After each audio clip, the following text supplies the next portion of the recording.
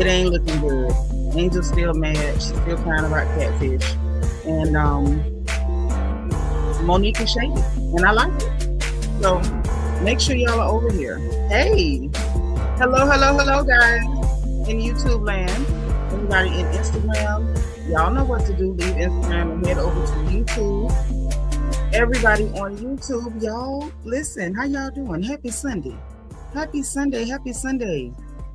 Hit the like button. Put your like number in the chat. Anybody that is in Instagram, y'all know what to do. Leave Instagram and head on over to YouTube because that's where we are.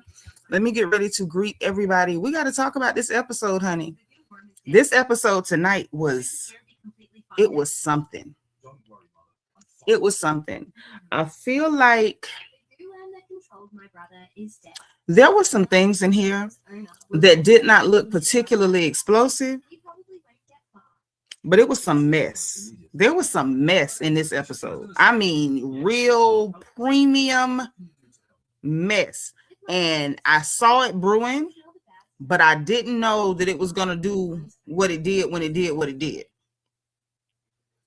I did not know it was going to do what it did when it did what it did. So let me greet who's here. And anybody who pops in and sees this on Instagram, make sure you come over to YouTube. Adrienne Marie, happy Sunday. Thank you for being like number 2. You and sweet beloved, how you doing? Bianca the beautiful is in the chat. Girl, I missed you. Where you been? I'm going to call you. Answer your phone when we get out of here so I can catch you up on some gossip. Okay? Bianca is here now, and she's reminding y'all, please, to kick off your shoes, get your treats, and get ready. Please hit that like button. Magaline Lamar, thank you for being like number 4. All right. Miss Jackie Gaines. Hey, sis, how you feeling tonight? Thank you for being like number 5. I appreciate you. Quiet Storm 87 is here, and she's number 6. Hey, boo. How is the princess this evening? Miss Sparkle. Hello. Our resident Mary Kay lady is in the house.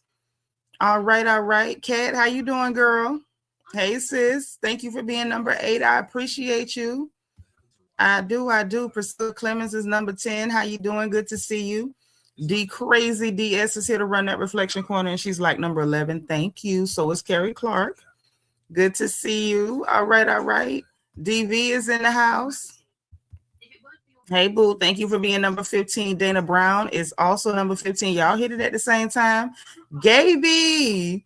Hey, girl. How you doing? Thank you for being number 17. I appreciate it. Too Adorable is number 19. We got Belize and JB up and through here. She number 18. How you doing, girl? Linnell Sila, hi. Thank you for being 19. I appreciate you. Y'all come on through. Candy Butler. Hey, pretty girl. What's going down? Thank you so much for being number 16. Thank you, ma'am. Y'all come on in, like this video, share this video. The usual, what we be doing. Divatude is number 22. All right. How y'all is? How you doing? Make sure y'all hit the engagement button, the circle with the heart emoji. Send up my bubbles. You know I need them. You know I'm sensitive. I need them. I do. We got Totally Tammy. She number 25. Richard Wilson is number 27. What's up, Makeup Addict? Make sure you hit that like button, girl. We need them likes. We need my bubbles. Look out for me. Yvette is here all the way from Birmingham, UK. This is our Birmingham beauty. She imported, you know. Thank you for being number 27, sis. How you doing? Agnes. Hey, Agnes. How you doing, girl? Happy Sunday. Make sure you hit that like button and give me my bubbles now. Give me my bubbles. Tammy, thank you for being 28. You and Black Smile. How you doing, lovely ladies? Thank you, ladies. Gossip News is number 29. Lady T, we live on YouTube, girl. Come on over. We live on YouTube right now. Thank you for being 29, Gossip News. All right, Catherine. Hey, boo. Miss Diamond, baby. Thank you for being 29. Deborah Randall is here, so Housewives Talk is legal. We on point. She here. Thank you for being number 40. Thank you. Hey, Poodle Swag. We live on YouTube right now. All right, y'all come on through. Oh, use number 30. I know that's right. Queen of Hearts KS. Thank you for being 34. Listen, y'all come on in and sit down and get comfortable. I'm going to end this one on Instagram, and we're going to jump in here, and we're going to do what we do because we got a lot of ground to cover. A lot of mess went on tonight. It wasn't explosive, but this episode was mess heavy. The mess was heavy in this episode. So let's get into it, okay? Bye. Let's get into it. Honey, you made ribs for the snack table. Yeah. Why y'all setting up a snack table in the reflection corner instead of just acting like, you know, y'all got some sense? But that ain't gonna happen. So, you know. And y'all pray for Curtis Jackson. 50 got doggone cent, ain't gonna do the right thing if it saved his life.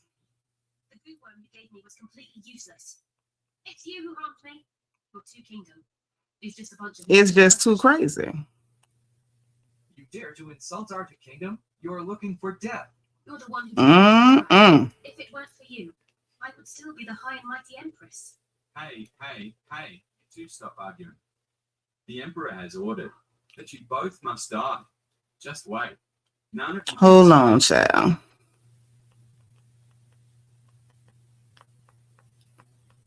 Father, I have not failed your trust. I have successfully conquered. Hold on, y'all. Hold on. Good, as expected of my good son. Speaking of which, Shire is also 5 years old now. This too kingdom. I'll give it to Shire as a 5th birthday present. Your Majesty, this is improper. The little princess is a woman after all. How can a woman be a monarch? Yes, please reconsider, Your Majesty. Why can't a woman be a monarch? Besides, this time we were able to conquer the two kingdom. All thanks to Zion.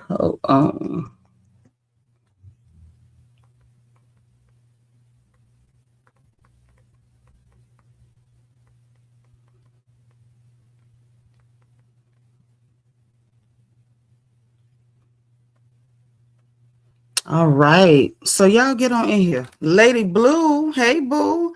Jay is a Gem 8. How you doing? So look, hold on. I guess we got to do the vertical too to make sure we get everybody, because y'all know like what's been happening as far as like if I don't do the vertical, a lot of times y'all won't even get a notification. I hate to have to do both, but at the same time, it don't matter. If that's what we got to do, that's what we got to do, because we want the whole fam to be able to be up in here with us, because, you know, we have a good time when everybody is here being wild instead of just a couple of us, okay? So, see, Gossip News is letting y'all know he has no intention on behaving. You already made a reflection chair sparkling in preparation of me getting sent there. See there? That's what I'm saying. Hey. Oh, and the UK hasn't come on yet. Can't wait to hear from y'all. Welcome. Z Molly, listen, I need y'all to spam the chat with the word welcome for Z. Thank you for being here, Z. Welcome, darling. And don't worry, I'm going to tell you everything that happened and what all them shady heifers did, okay? Auntie Eva, thank you for being number 41. Who cares? Thank you for being 42, sis. All right. So let's make sure. Apple Charm. All right. Listen, we got the whole fam in here. So look, I'm going to let the vertical run at the same time while we get ready. I got the notebook on deck. Y'all know I cannot get through this without a notebook. So the notebook is here. The pages are loaded. And we got to get through what's going on. Thank y'all so much for spamming the chat with the word welcome. Welcome to Z. Real quick, on the housekeeping, y'all know the rules. Make sure if you do curse in my chat, if you just feel like you can't help yourself and you just have to curse in my chat, please misspell your curse words. That's all I ask of you. While it is not Sunday school, it's still YouTube. And you know them people, they don't play and they be messing with me. Okay? So make sure that you misspell your curse words. Let's keep our commentary on what we're talking about. No talking about each other, no rudeness, no attacks. None of that stuff is ever going to be tolerated. It's not cool over here. Everybody has to respect everybody over here. We don't do personal attacks, okay? While you are on the channel of a roaster, we don't roast for no reason over here. So we roast the people we talking about and not each other. So make sure everybody's being kind. Hey, Aries son, thank you for being 45. If you see somebody you haven't seen before, say hello. Welcome, folks. Let them know you glad to see them. If it's somebody you ain't seen in a while, say, hey, girl, where you been? Welcome back. And if this is your first time hanging with us, make sure that you let us know, hey, it's my first time, or just put FTL. for First Time Live, and we will welcome you personally and individually because we are happy to have you here. It is a big, big deal that you're here with us, okay? Fatima, the gorgeous, how are you? Thank you for being here. Hit the like button, and she's reminding y'all to hit that button, okay? Tear that button up. And those of y'all in the chat, make sure y'all periodically show love to our beautiful ladies with those wrenches. Okay, our moderators are drop dead gorgeous, and make sure that y'all show them some love and respect in the chat. While we're here, make sure we got bubbles. Make sure your like numbers in the chat with, that you put there.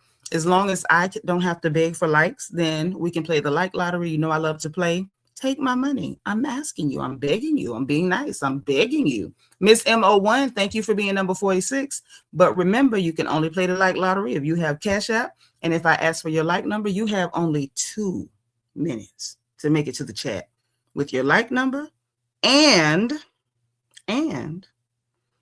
with your Cash App in the same comment. Don't make me beg for it. Don't make me beg. I ain't too proud to beg, but don't make me do it. Hey, anybody who's over here, I need you to leave here and come to the live stream with our StreamYard Live, okay? So we're live on the same channel in here in the vertical and over here on StreamYard. If I'm pointing to you here, I need you to leave here, stay on this channel, and go to our other live stream that's on StreamYard. Because that way, if anybody wants to call in, you can. If you're here, leave here and go over there. If you're over here, don't go nowhere because you're in the right place. So we're getting ready to do what we do. We're going over RHOP, everything that happens, everything that went down, who said what, when they said it, and what they had on.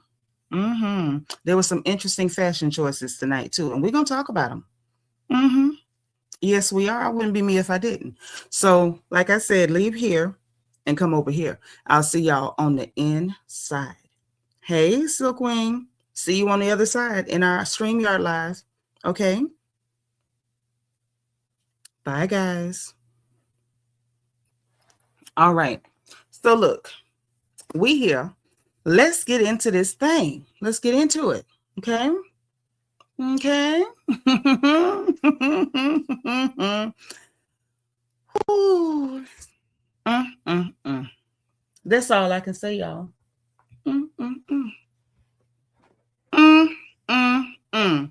Cynthia Christian, welcome, welcome, welcome. Thank you for being like number 48. Hey. So look, notes are ready. Let's talk about what happened in this episode. Now, there were some scenes that were clearly fillers. Y'all know it and I know it. Like this video, share this video. Give me my bubbles. Don't make me beg. Okay. So there were some fillers. Wendy doing the commencement speech, like, I guess it's supposed to like show who she is or a character or whatever. Y'all know I'm not seeing it for Wendy. Not after that crap she pulled with her mama. Sorry, not sorry. Not seeing it for her. Not even a little bit. But it just kind of, it kind of is what it is, right? So she did that. That was quick. We get another little quick filler scene with Stacey and Arabella. I wonder when she gonna say that girl name normal. And she's finding out that her child is ambidextrous. How the hell you didn't know your baby was ambidextrous? She up there bothering the child about what hand she holding the knife with for the baby to have to tell her, like, girl, I use both hands. And I'm trying to figure out, ain't you the mama? Stacey, ain't you the mama? Asking for a friend. Stacey act like she is not on planet Earth with the rest of us. You say you ain't watched the episode, but please tell me Wendy will apologize. No, she didn't. She ain't apologized. Texas native, thank you for being number 50, girl. Yeah, that heifer ain't apologized. Nope, she didn't. She didn't. It was some straight bull. But listen, we get that. We get Kay Arnold unveiling a billboard. Greg standing there, I guess he is doing his supportive shtick. It comes off corny and disingenuous, and her mama was there. Mama did not look happy at all. I'm telling y'all, Kayana's mama is not falling for the bull crap. And if I'm gonna be real with you, I think Kayana's mama is dead right. I think Kayana's mama is right when it comes to everything and how she feel about Greg. I feel like Greg is a hot, overheated mess. I feel like Greg does not mean that girl any good. And I feel like The only way that that man is gonna marry her is maybe if he on trial and he just don't want her to be able to testify against him or something. I don't see that man having any good intention toward Kiana. I don't. And I don't see no bubbles. Is there a reason why I don't see no bubbles? Where are my bubbles? Like, what did I do? Is there a reason I don't have bubbles?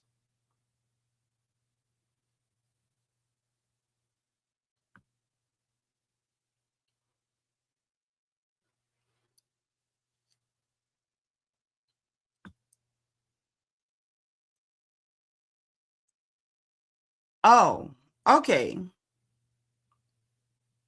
Thank you, Adrian Marie. Yeah, I need my bubbles.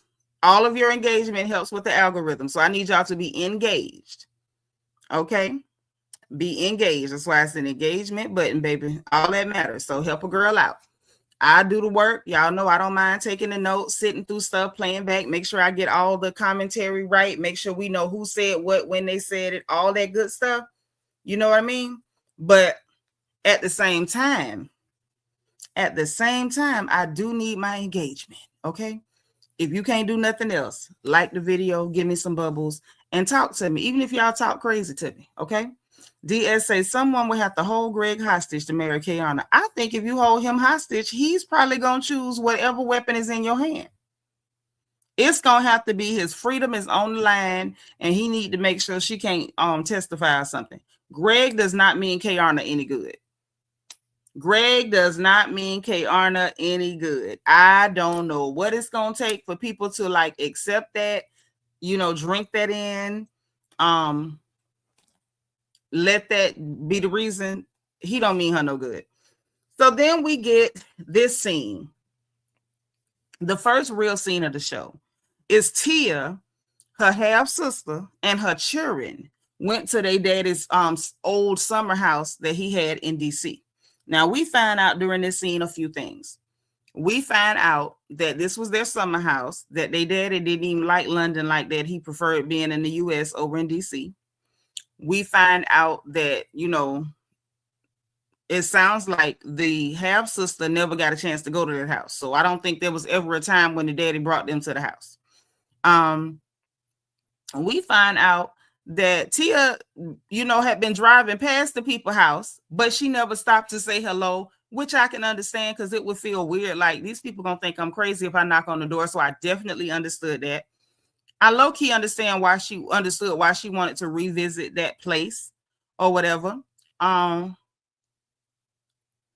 If I'm being honest, it did feel a little,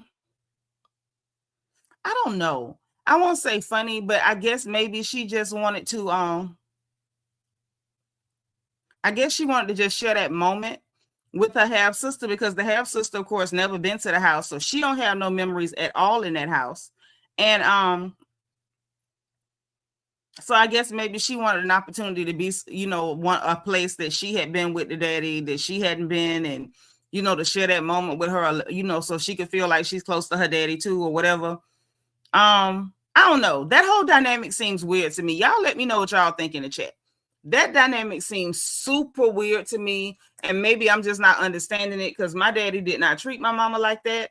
I'm gonna be honest. I'm gonna reserve a whole lot of my judgment about that and how Tia deals with the whole sister and outside kid thing.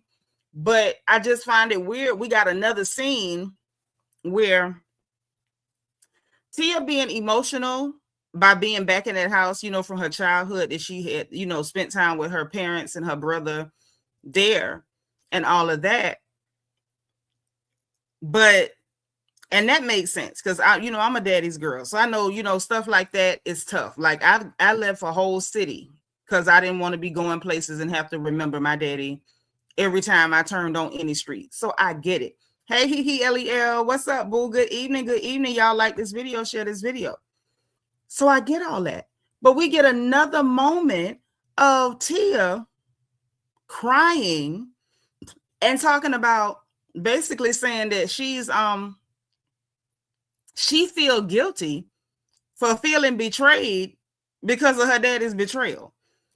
I don't know. That's why I said, like, I'm trying to reserve my thoughts on this because I don't have any firsthand knowledge of what that would be like. And I can't imagine what that would be like. Like, you couldn't hurt my mother that way. And then I'm going to be sitting up crying because I was human and I didn't like that you hurt my mother that way. Does that make sense? Put a 1 in the chat if y'all see why I'm confused, or put a 2 if I'm tripping and it just makes perfect sense. You know, like, oh, you hurt my mom. That's fine. You know, I'm just confused. DS said they could have left the scene with Tia out. Like, part of me says yes, part of me says no, because, you know, that's a part of Housewives. We have always had those moments. We had moments with, you know, awkward family moments with Nene when it came to the auntie that raised her. Y'all know, y'all remember that. We had an awkward family moment with Kenya Moore when she went up there and tried to ambush her birth mama. You remember that, and that lady didn't answer that door. We had an awkward family moment with Ashley Darby, where she went to try to ambush her birth daddy, that clear man, and he didn't want to talk to her, look at her, and nothing else. Remember, the uncle met up with her, but the daddy wouldn't. So these awkward family moments, these real family moments that can be awkward, but it's real to that person, I don't really want them to cut that out, because if we cut out all the real stuff, the only thing we got left is contrived bull crap. You know, these Survivor Island tactics where everybody ganging up on one person, or people got, you know, agendas to try to ice people out. I don't think that's smart. I'm gonna just be real. I don't think it's smart. Auntie Eva says she thinks that she just feels that way because he's passed away. Maybe, but this is my thing. I feel like being sad because he's passed away, okay, well and good. But all this weird and acting like you feel guilty because this man was trying to put you in a situation that you didn't want to be in because he did something he shouldn't do. That I just don't know. I just don't know. I don't know if it's embarrassing, Adrienne Marie. Is it embarrassing? I didn't see it as embarrassing. I just didn't understand her guilt for feeling betrayed when somebody actually betrayed her. Like, if you betray me, why am I feeling guilty? Because you, like, who told you to betray me? And maybe I'm crazy. Y'all let me know. Yvette said, I think Tia felt both ways at different times throughout her life. As she said, she didn't invite them to the wedding. Right, she didn't. But it's this whole thing, like, I feel guilty about that. I fought him on that. I feel guilty. What do you feel guilty for? You didn't create the situation. You're not the one who engaged in that betrayal. So why do you feel guilty for feeling betrayed when someone betrayed your family? I don't know. Quiet Storm says, I can't relate. My mama was my queen, and I really don't know how I'd feel in Tia's shoes. Yeah, I don't either. So I'm going to try not to judge, but I'm being very, very, very honest when I say I don't understand the emotion, like the emotion that she's exuding. I want to be empathetic, but I just don't get it. Adrienne Marie says, Kenya and Ash, oh, theirs was embarrassing. Was it though? I don't know. You have to tell me. Y'all tell me if it was embarrassing. I don't know if it was embarrassing. I'm just gonna be honest. I don't know if it was embarrassing. Could have been. Maybe yes, maybe no. I don't know. I really don't know, if I'm being for real. I don't. So that happened, right? So they're going through the house or whatever. We find out that Tia emailed this lady to tell her, like, hey, we used to live there. It would mean a lot. Can we come by? The lady said she didn't see it, but her sons did, and they were actually happy to receive her. The owner of the house seemed like a really, really nice lady, like a really super nice lady. And they walked through the house. She recreated an old photo on some steps in the house that I guess she took with her father or whatever. And so she recreated the picture with her children in the exact same spot. And we found out they were in the home in the 80s. So it was a cute little family moment. I won't say cute. It was a poignant family moment. Definitely felt for her in that moment. But at the same time, I kind of feel like I just don't know. You know what I mean? Like, part of this is being able to kind of feel what they're feeling in that moment. And I feel like I don't know how to feel what she's feeling. I don't know. I did think it was cute that they went upstairs and it was a little like daily inspiration calendar thing that was flipped to her father's birthday. So I thought that was sweet too. It just kind of happened. Everything just fell in place for that.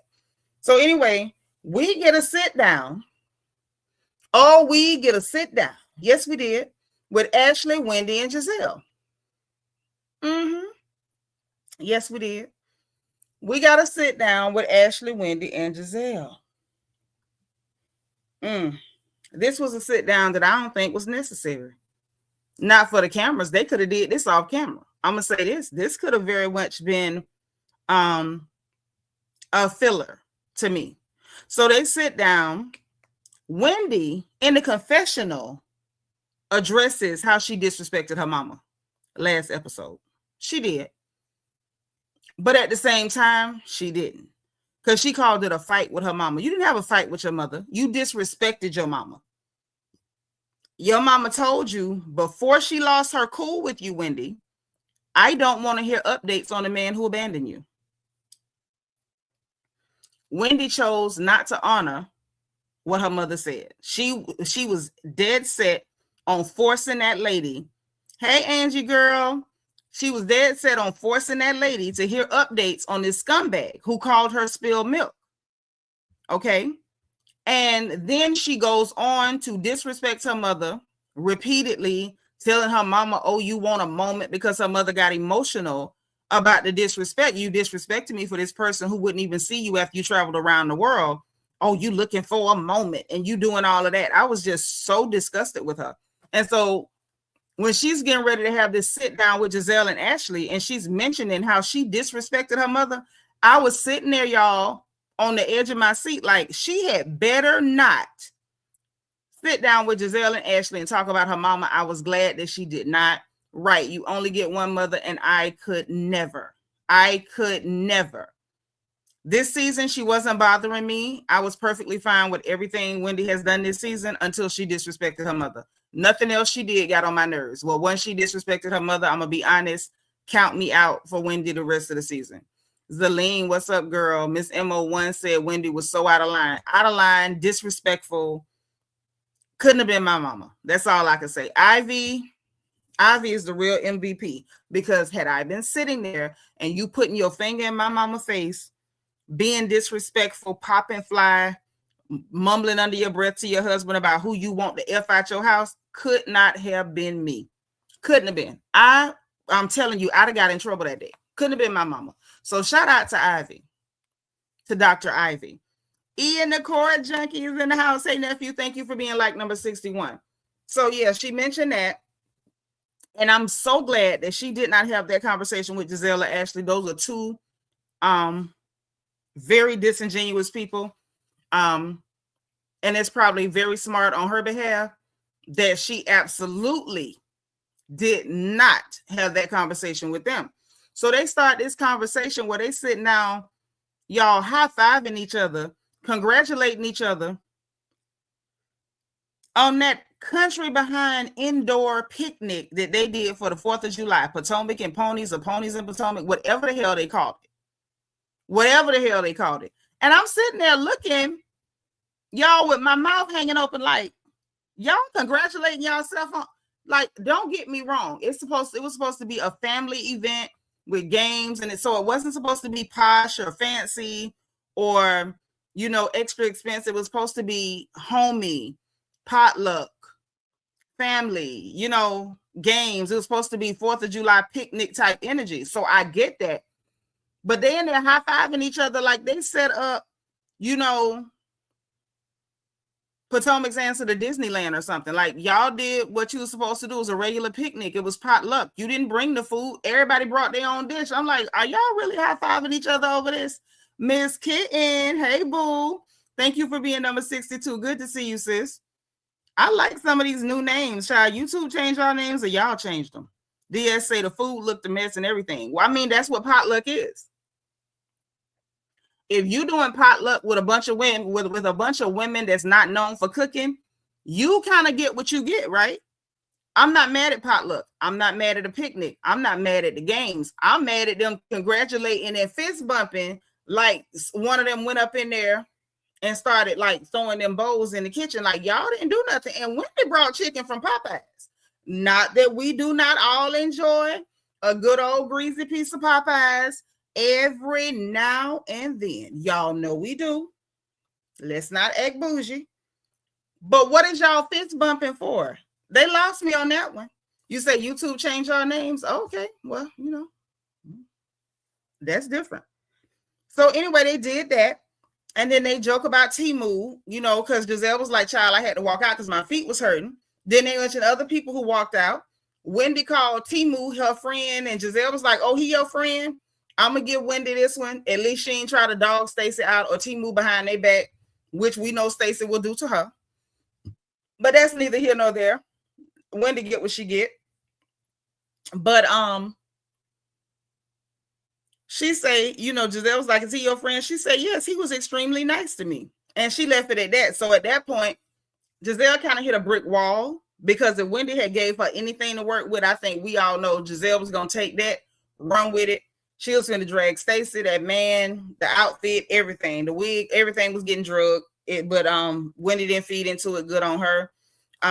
They talk about the fact that Monique invited them to a sip and read, which is her book event. Because, you know, Monique was launching her book where she said something about love letters from her former self or her past self, whatever the hell she called it.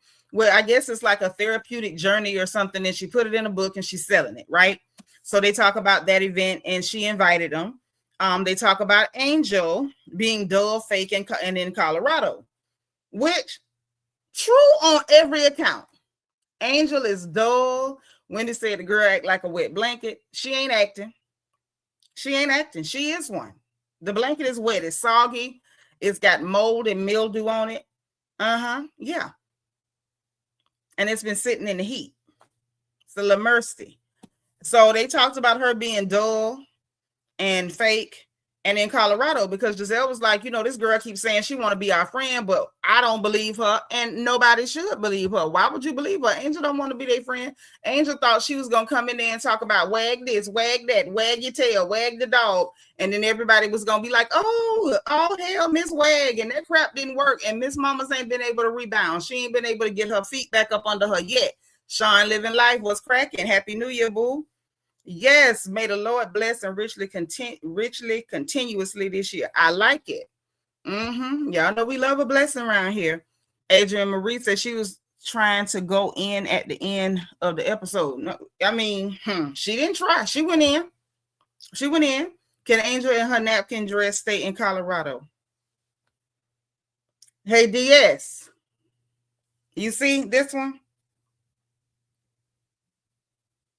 13-second violation. Come get him. Come get him. DS, call Paige and DS. Come get your nephew. So yeah. And they talk about the, you know, the whole thing. They, you know, going to Colorado.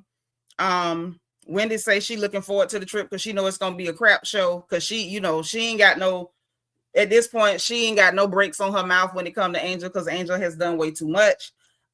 Which I understand. So then we get this weird scene with Angel calling her sister. Really weird to me. And I'm going to tell y'all why it's weird. I'm going to tell y'all what happened first. No. See? DS came to get you. She agreeing with you, so she going to do your time with you. But she coming to get y'all. Both of y'all head on to the corner. Yep. 13 seconds. Jay is a gym mate say I came here to say DS go to the reflection corner. Jay is a gym DS add 10 more seconds. I don't even know what you did, but if Jay is a gym mate is telling on you, you did it. Quiet Storm say y'all really don't like Angel's dresses, huh? Quiet Storm, does Angel like Angel's dresses? I'm just asking. Do not blame me. Does Angel like her dresses? Does she? That's all I'm asking. Hey, the Divine Miss M, thank you for being number 69, boo. So look, y'all hit the like button. Angel called her sister angry, right? Remember her sister, the pretty one? She kind of heavy set too. I think they both kind of bosomy, heavy set girls. Real pretty girls. Her sister's a lot prettier. Vita, worship Lord as I live and breathe. Hey, Vita from Denver. Thank you for being number 71, boo. So, yeah. She tell the sister she getting ready to move, you know, moving all the stuff, and she got a lot going on. The sister's like, so what happened with the house? It seems weird to me. Why your sister asking you like this the first time she hearing about it? That seems strange to me. You called your sister to tell her about Wendy. You actually met up with your sister to tell her about Wendy Osefo, to complain that Wendy laughed when Gizelle called you a catfish. But you didn't think you should tell her, like, girl, I ain't gonna be in town because I booked that Airbnb at the wrong time or something, right? Angie girl say, I don't know who style, I don't know what style Angel with them save some cheese doodles for grandma dresses. You are, hey, DS, come get your sister. 15-second violation. Y'all gonna stay in jail tonight behind this girl dresses. Candy Butler, thank you for the super sticker. It's my first support of the whole night. Thank you, sis. Spirit fingers. Thank you, thank you, thank you. So look, I'm like, you call your sister for everything, dog. But then when it's time for something as big as you claim it's just a simple matter of you booked it for the wrong time. You thought you booked it for the right time. I was willing to believe that until you called your sister and your sister didn't know nothing about it. That seemed weird to me. Yvette say, that's what I thought. I wondered if it was a fake scene. I don't know. If it was a fake scene, she did not do herself no favors. What up, cool gamer? Thank you for being cool and in the building. That's what's up. So she asked her what happened. She tell her about that or whatever. Then we find out she said that Bobby is livid. Not Bobby is livid. Bobby mad. Now we saw Bobby in that scene. Put a 2 in the chat if y'all remember the scene where Angel was talking to Bobby about them moving out. Bobby was sitting there with a flat affect, no like emotion on his face. But we find out today that Bobby is livid. This is giving something. Angie girl, thank you for the super sticker. She paid her bond. She out of jail. She say, no, let me out. No, thank you for the support. It's my second support of the whole day. I see a couple of 2s in the chat. So the rest of y'all don't remember him sitting there looking calm and cool like nothing happened. That's how he was looking. But we find out today, baby, that was a front. Or what it's saying is they had already talked about it. He was already expressed to her how he felt. But then she wanted to talk about it on camera. And so he gave us his fake response to it on the camera. And maybe, the real pissed off response is what she get when ain't nobody looking. Because the most stuff came up later in the episode about, some stuff with them that when you see him, he don't really portray that. I see the tools, so I ain't the only one, that kind of caught that. Y'all remember he was looking calm. Diamond Baby says, I just want to know why Angel waited till we halfway through the season to finally get buck with the right people. But did she though? Because we're gonna talk about that too. It's like she wanted to get buck, but she can't even commit to that because that's how dull she is. She's so dull she can't even commit to trying to straighten people. She just can't. Gossip News sent me a cash app. What you say? Wait a minute. Let me send a heart back.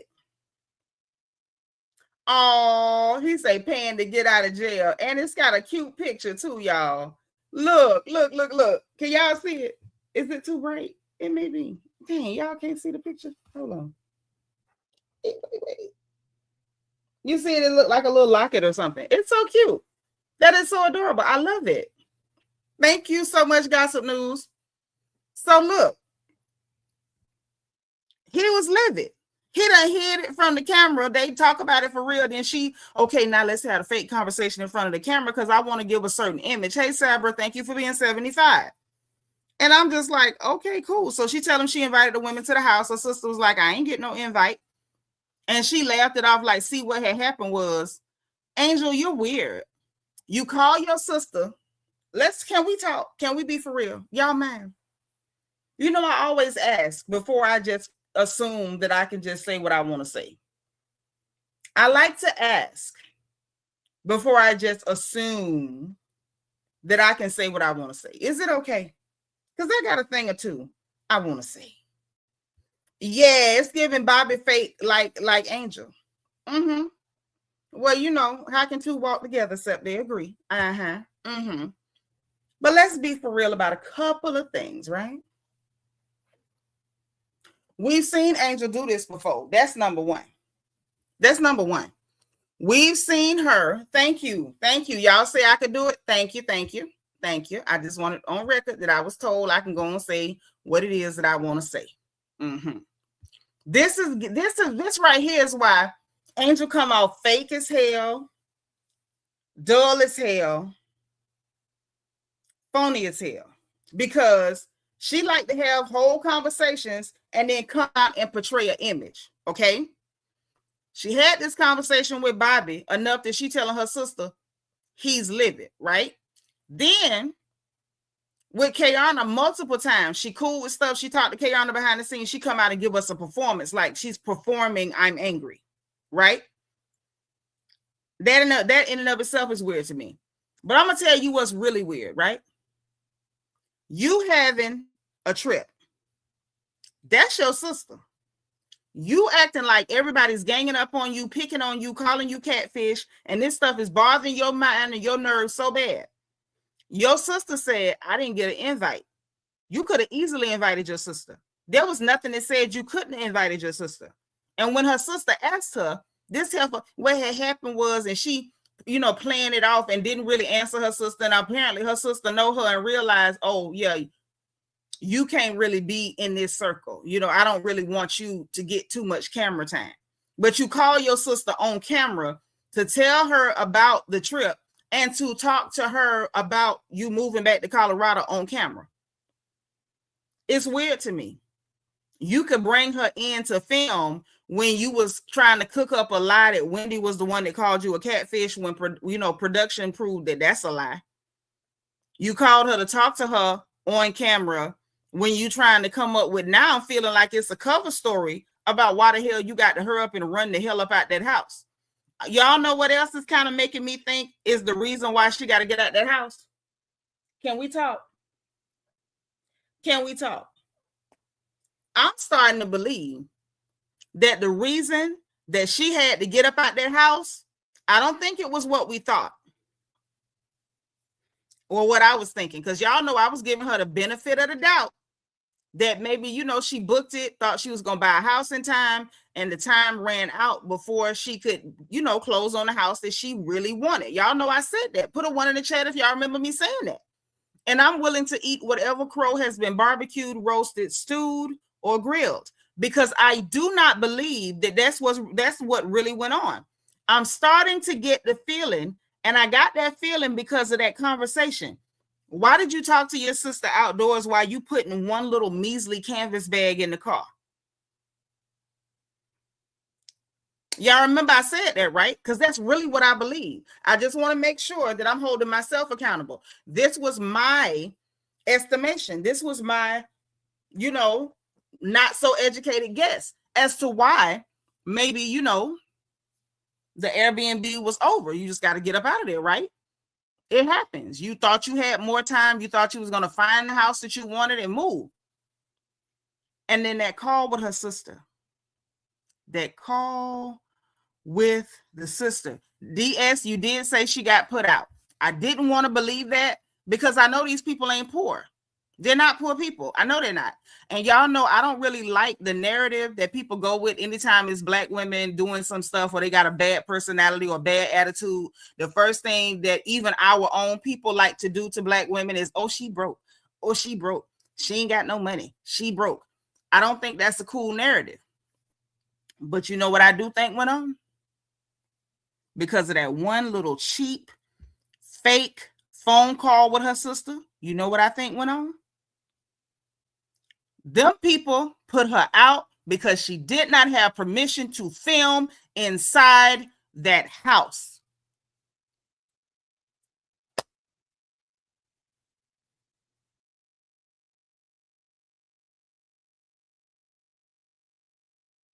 I believe that them people put her out because they found out she was filming and she did not have permission to film inside that house. And I'm going to tell you exactly why I believe that. I believe that because if you're still in the process of moving and packing and all you did was call your sister, why did you have to call her from outside in the driveway behind the hatch of your truck?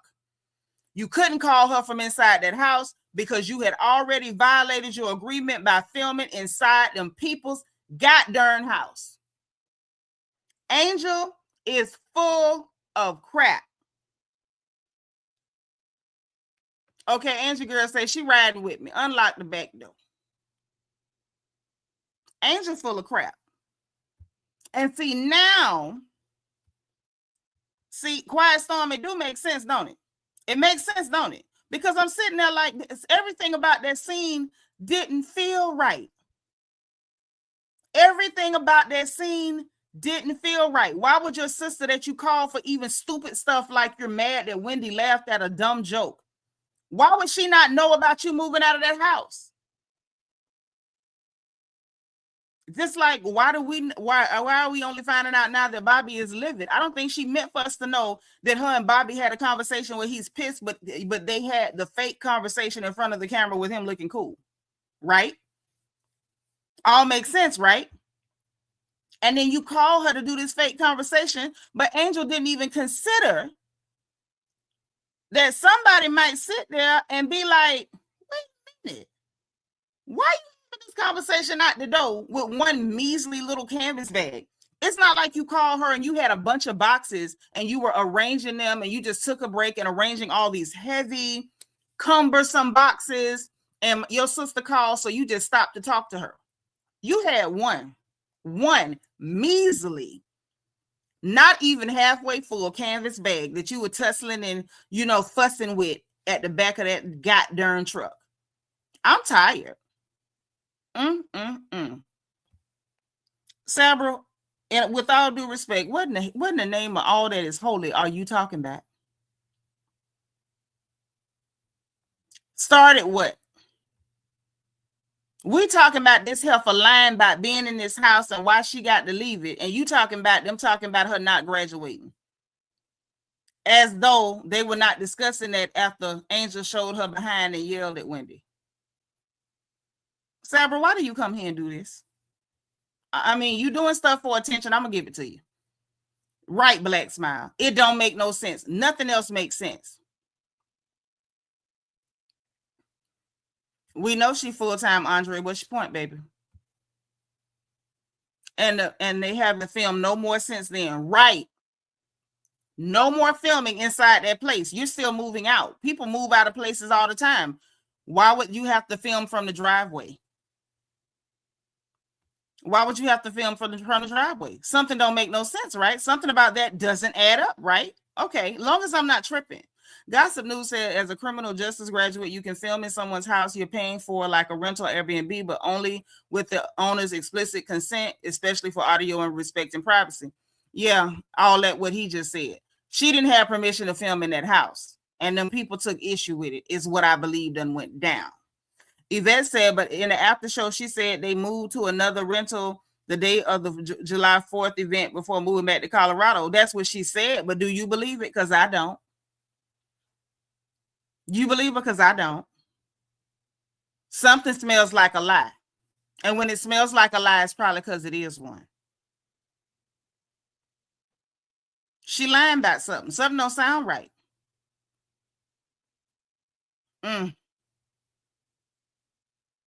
Something don't sound right. At all. I can understand why Bobby would be livid too. What I can understand is if you're going to have that conversation with your husband off camera so that you don't share that part of your relationship, I perfectly respect it. I respect and honor marriages. But what I don't respect is why turn around and have a fake conversation in front of the camera because you're trying to portray a certain image. That's what I don't like. Angie girl said they was throwing toys, pots, and pans in the same box. That let me know they had to get gone. Right. They wasn't even being careful how they was packing stuff. Hey, Stylish Looks. Say that's a good observation. It makes complete sense. Now, this is tea. Angel gave it to us. Angel's so busy trying to give us some fakery that she's really like letting her slip hang. She's letting her slip hang like low. Something smells like old moldy catfish. Hey, DS, go on get 17 seconds for me. Go on get them. So anyway, I'm going to leave that alone. I'm going to leave it alone. She's being weird with her sister. Fake scene. Sis magically doesn't know about you having to move out and exactly what happened. You filming from the driveway and Bobby's livid and y'all give us fake conversations in front of the camera.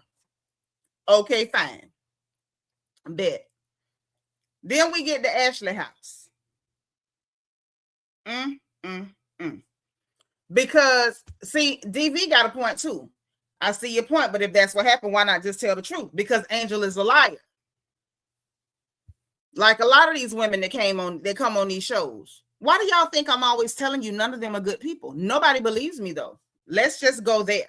Nobody ever believes me. These are not good people.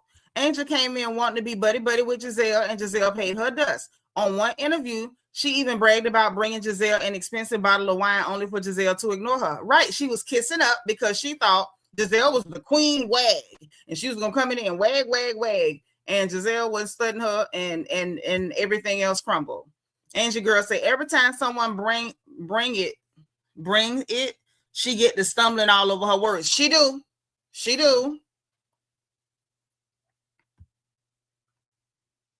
Sabra, I done told you about coming in here being weird. Gizelle and Wendy were not being mean to Angel. Nobody was paying Angel any goddamn attention. Angel was being nice. She invited them people to her house. They thought Angel was nice. They thought Angel was normal.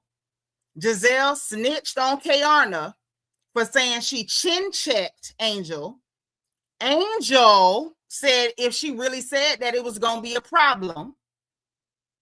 Angel hung out with Wendy and Eddie at the house. Everything cool, kids playing together, all that. Angel then went to the Preakness pre-event at Kayarna's house. And because Wendy said, well, girl, you said you was angry, now you cool. Angel acted a whole fool and nasty, voice raised, and went to snapping at Wendy. How the hell is she being mean to her by keeping the same energy? Like, that doesn't make sense. I done told you about coming in here saying weird stuff. Don't do that. Stay on topic and be normal. If DS say when they say the word evicted, Angel gets so angry. She gets triggered. You say evicted, it's like waving a red like scarf in front of a bull. Like this is the, you know, we in Spain. Right. Angel did that. You know, I keep it in order. How it happened, who done, when they done it. And you know the notes are all in this book. I can flip back to the exact page when it happened. Okay? Yeah, Wendy wasn't going to kiss her behind at all. Oh, sis on the phone and slid through the chat. That's my girl. Y'all hit the like button. So, moving on from there. Ashley and her party with her kin people. Did y'all notice anything interesting about Ashley party with her kin people? I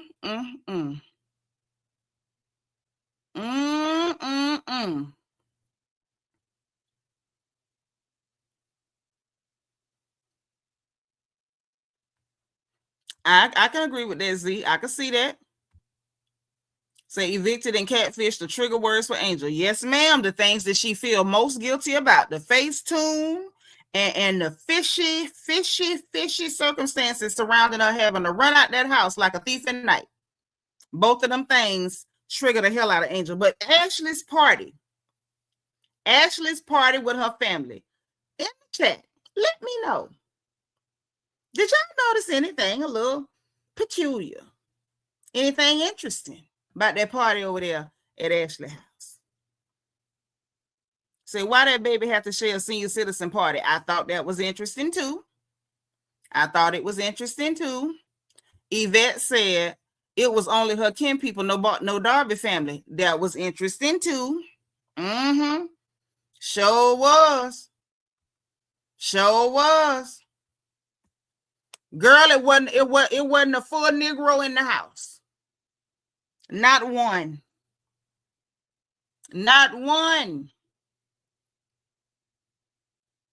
that the whole house was so beige. I had to adjust my vision to make sure I could count the people. It was a pale party. It was a pale party. Minus the daddy and any of the daddy people. And he's sharing the party with the granny. Hey, Teresa. Say the uncle and the cousin was too close. I don't even know if that's how y'all. I don't think them people is. I don't know. Aaliyah Brittany say Angel came to the show being a mean girl. She did.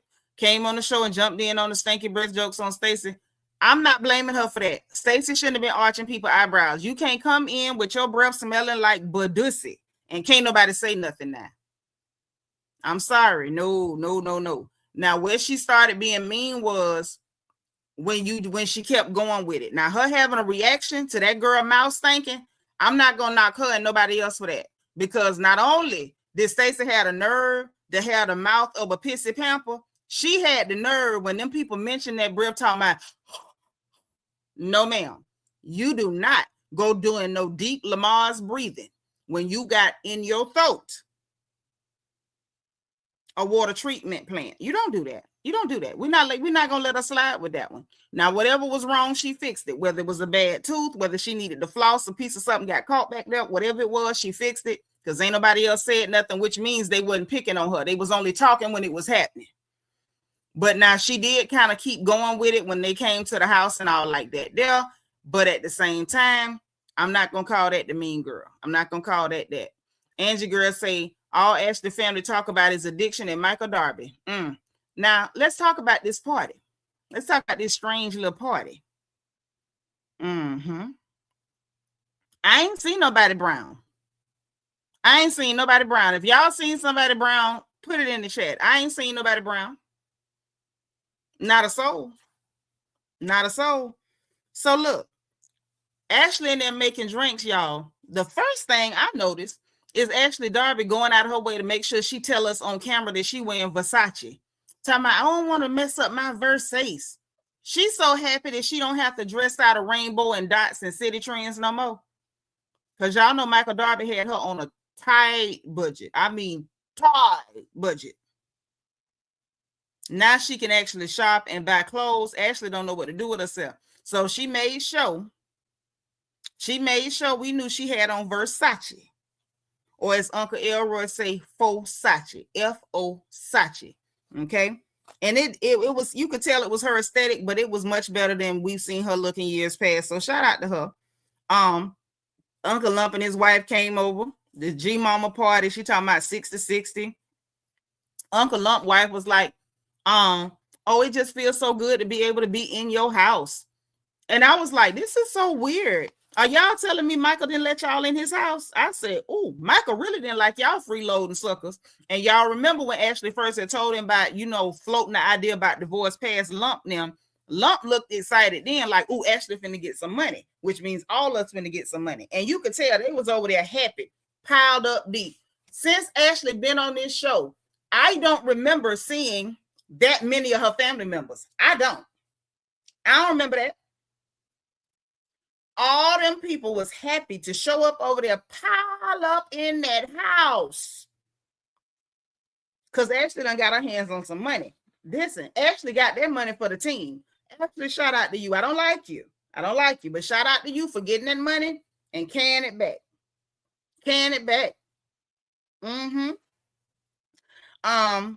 I thought that was interesting, and she basically was kind of echoing the same sentiment in the confessional, like, oh, it was always uncomfortable, so it gave.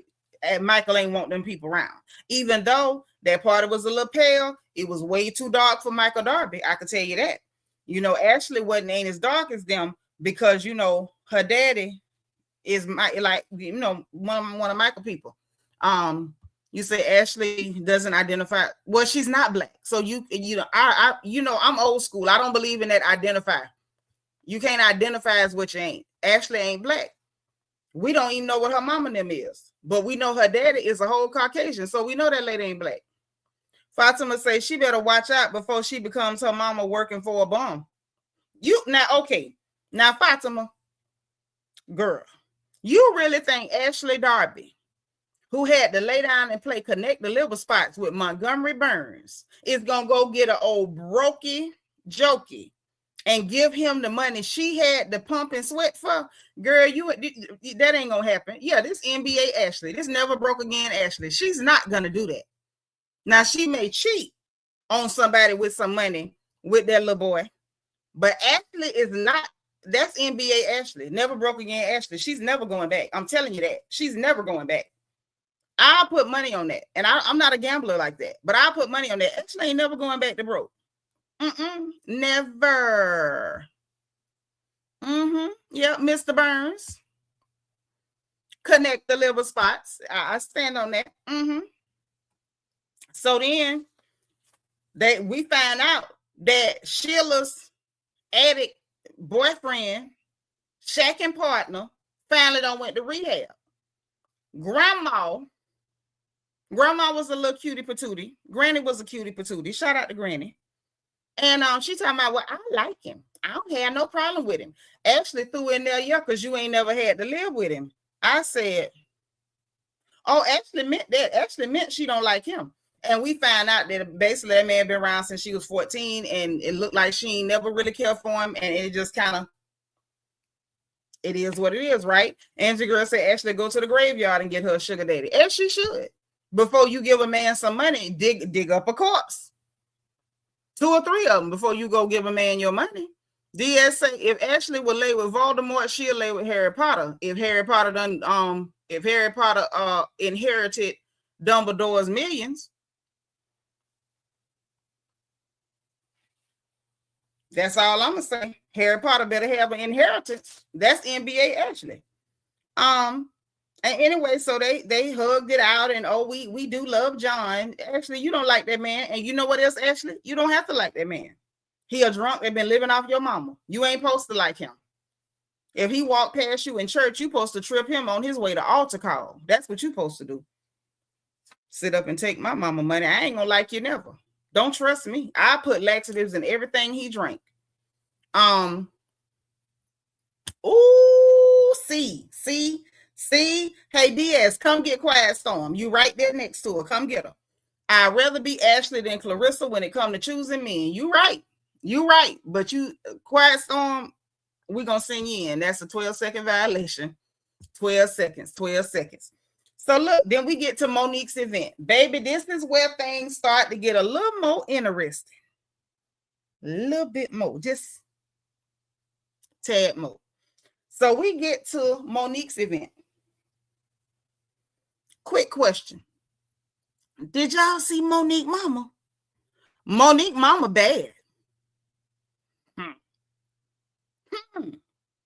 Mama Monique bad. Oh, she pretty. Oh, she got a shape. Oh, her skin. Oh, her bone structure. Oh, Mama Monique is bad. I say, dang.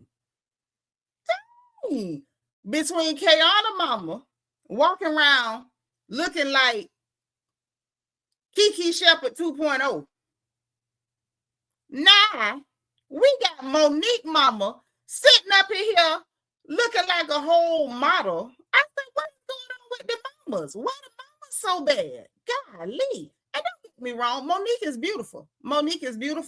She is gorgeous, flawless, and all of the things. They showed the sister, baby, but they also showed the mama. The mama is bad. The mama bad. I think, yeah. Listen, I was like, look, mama had to get her own footnote in the notes because I just felt like I would be wrong. I would be remiss. And I feel like anybody who does not take a minute to observe and acknowledge just how bad Monique mama is a hater. I'm going to say that. If anybody review this episode and they don't take at least a good 30 seconds to 90 seconds to acknowledge that that lady was bad to the gristle, you a hater. I said it. Minute.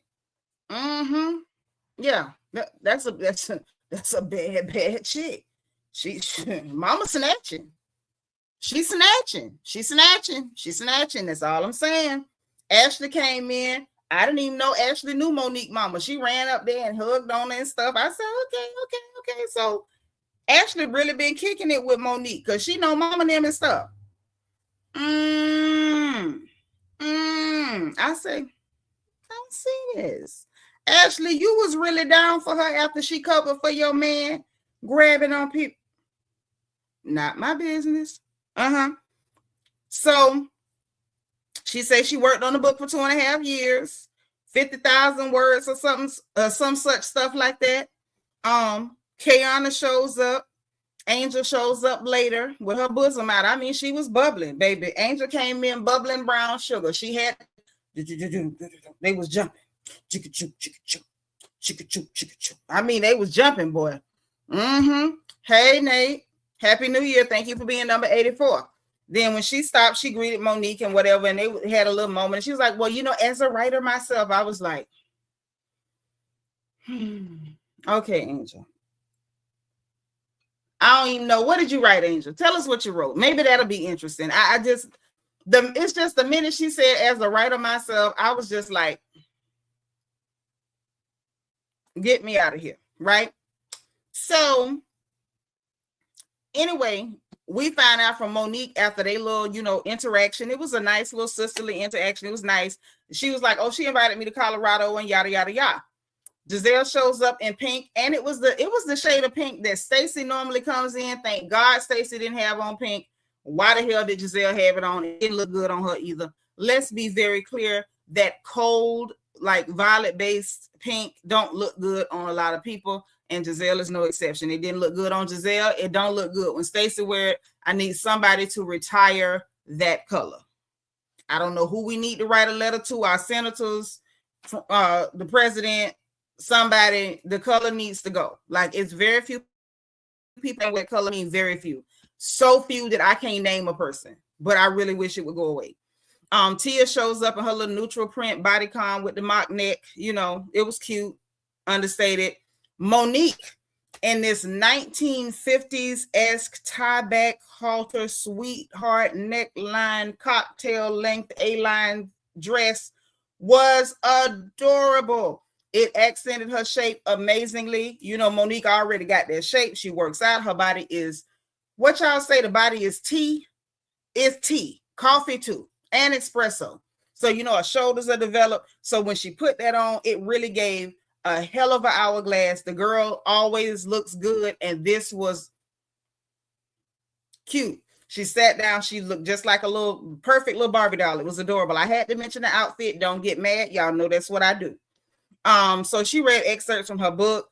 Gizelle was like, child, you know, we all right with Monique, but she long-winded as hell. Then you got Stacey dry tail talking about it's a lot of self.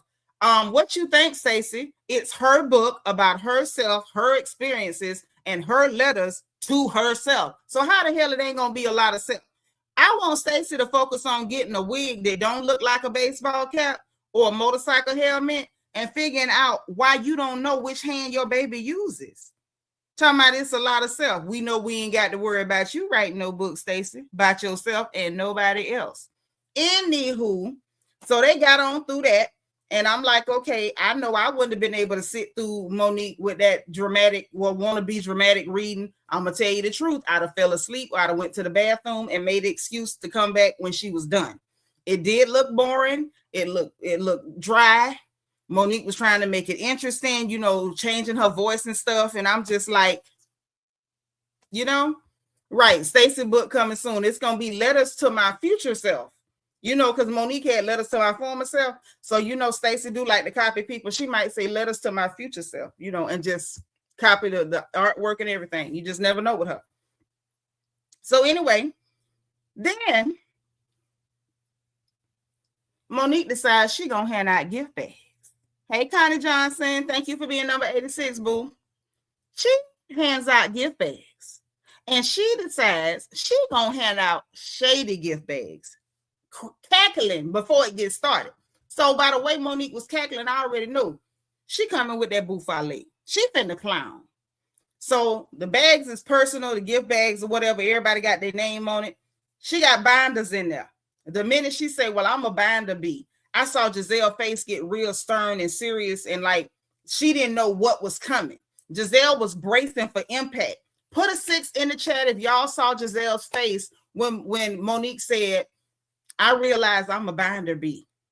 That word binder, like Gizelle trying to be okay, but Gizelle got PTSD from the binders, baby. Sit in the chat if y'all saw the look on Gizelle's face when Monique said she's a binder bee. Gizelle was like, y'all know that look she always get on the reunions when people be reading her and dragging her. That's the look that was on her face. She was bracing for impact, but the impact never came. Monique really was clowning herself over everybody else, and Gizelle ended up loosening up when she realized, oh, this ain't about me. She not coming for me. She's coming for herself. So she passed out the bag. She tell them, pull out your binders, and was like, it was an exercise, which it could have been a good exercise, but they had a whole lot of mess going on. And Monique, while she knew about some of the stuff, I think she thought it was going to be just a little shady, playful stuff that could turn up later. I don't think she knew they was going to turn up immediately right there on her at her event in front of company. I don't think that's what Monique had in mind, because it was company in there that day. It wasn't just the cast, it was other people in there. So she, with the exercise, she said, write down, how you see yourself. And then it's a tab on all the ladies, and write down how you see them on their tab. And then they was going to, swap them out, let people see what was what, right? So, okay, so boom. She collected them up. Stacey trying to hold on to it because, that thing there, she probably looking like, oh, God, I didn't know nobody was going to see it or something. And Monique still cracking jokes. She was like, last time I was across the table from somebody, it didn't go well, give it up. And so she gave it up. Which that was probably a good move, even though Monique was joking, like, Monique, maybe the people don't trust you yet. Maybe they feel like you might still get loose, loose with the goose. We don't know. Lord, too adorable, say she gave him a burn book. Yeah, that face turned to pure stone, like she saw Medusa. Table full of pretty women, but she thought she seen Medusa herself, snakes included. She froze until she realized that it was safe. The coast was clear. So anyway, pass the stuff around. And Gizelle read what Stacey said about her, like, oh, I know it's hard for you to trust people and something, but then she kind of left it blank. She didn't say nothing else. Then Tia gonna look at Gizelle tab on Stacey, and Gizelle left it blank. Because I guess Gizelle's still saying, I don't know nothing about you to say about you. I don't know nothing about you because all you be doing is lying. Angel gonna read Ashley's comment on Stacey, where she said that Stacey was complicated and confused and nurturing and fun. And so Stacey's like, oh, I take that. I'm excited about that. But if Kayana had said that, you'd have threw a fit and said, she want to fight me. She hates me. But I noticed Stacey and Angel, them tired hoes got a lot in common, because it don't matter what Ashley or Gizelle do to them. They only get mad at the black girls. I'm not dumb. I see y'all. It's so pathetic. So then Ashley went reading what Wendy wrote on Kayana, and Wendy only wrote one word: fake. And they was gonna move along. They was gonna move right along. And then Stacey said, well, why would you write fake? And so Wendy was like, because when it was the off season, we was cool, we was talking, everything was everything. Then once the season was on, she magically had a problem with me.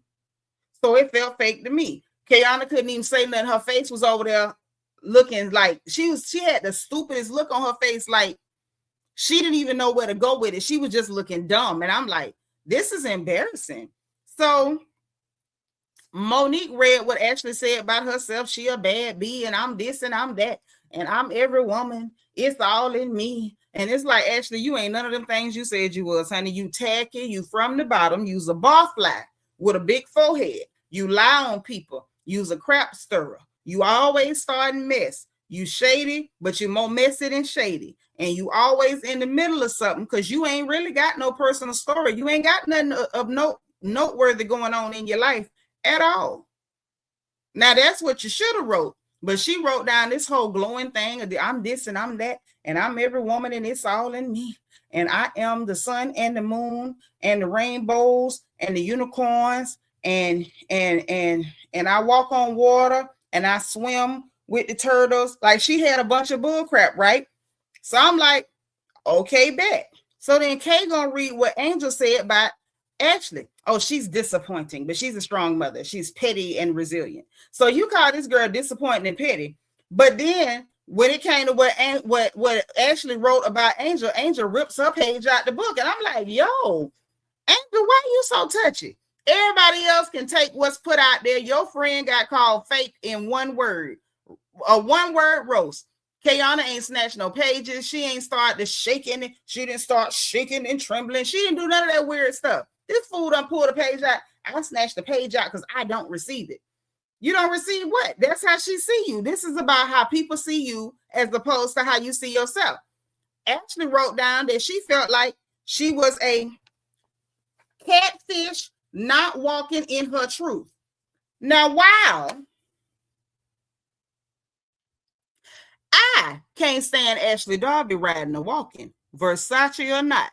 Ashley ain't lying. You is a catfish and you don't walk in your truth. Miss, I'm making phone calls from the driveway because I can't film in the house and I'm having fake conversations on camera and the real ones off camera. You are a catfish that can't walk in your truth.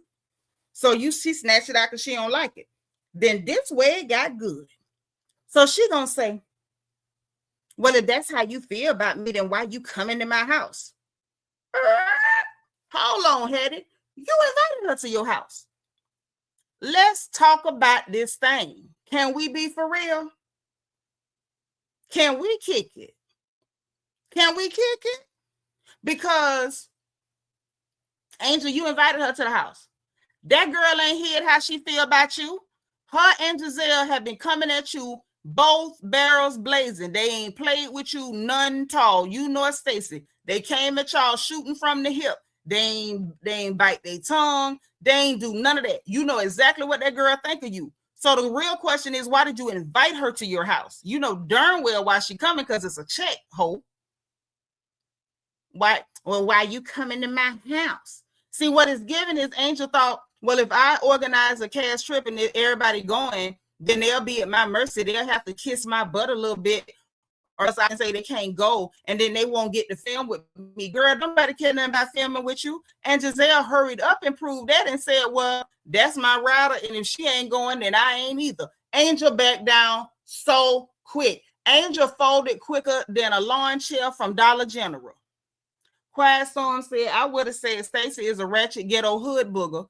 Angel is fake catfish and dressed worse than Gizelle did in season 1 through 9.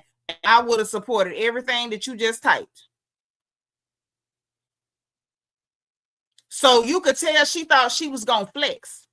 She thought she was going to flex. Oh, I got a cash trip. So why you coming to my house? Like, oh, yeah, you wrote that, so I'm going to show you. Now you ain't going to get to film with me. Soon as Gizelle said, well, that's my rider. And if you disinviting her, then I ain't going either. Baby, she backed down.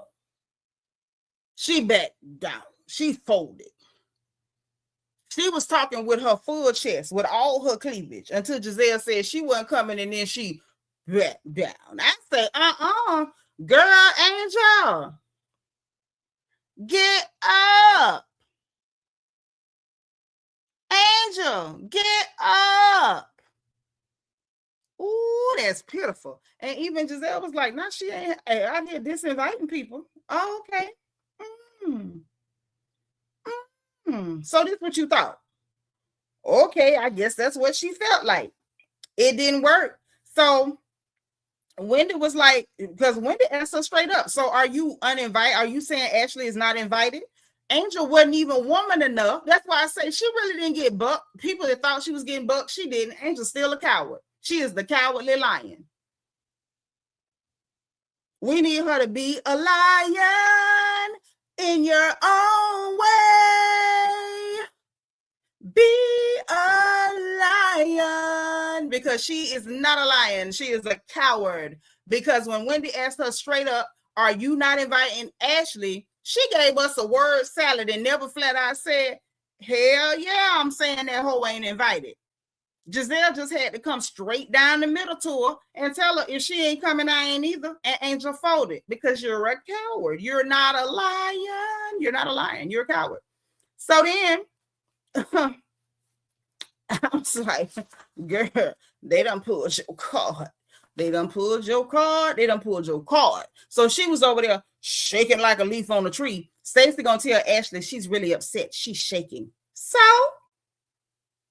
are you dumb? Are you dumb, stupid, or slow?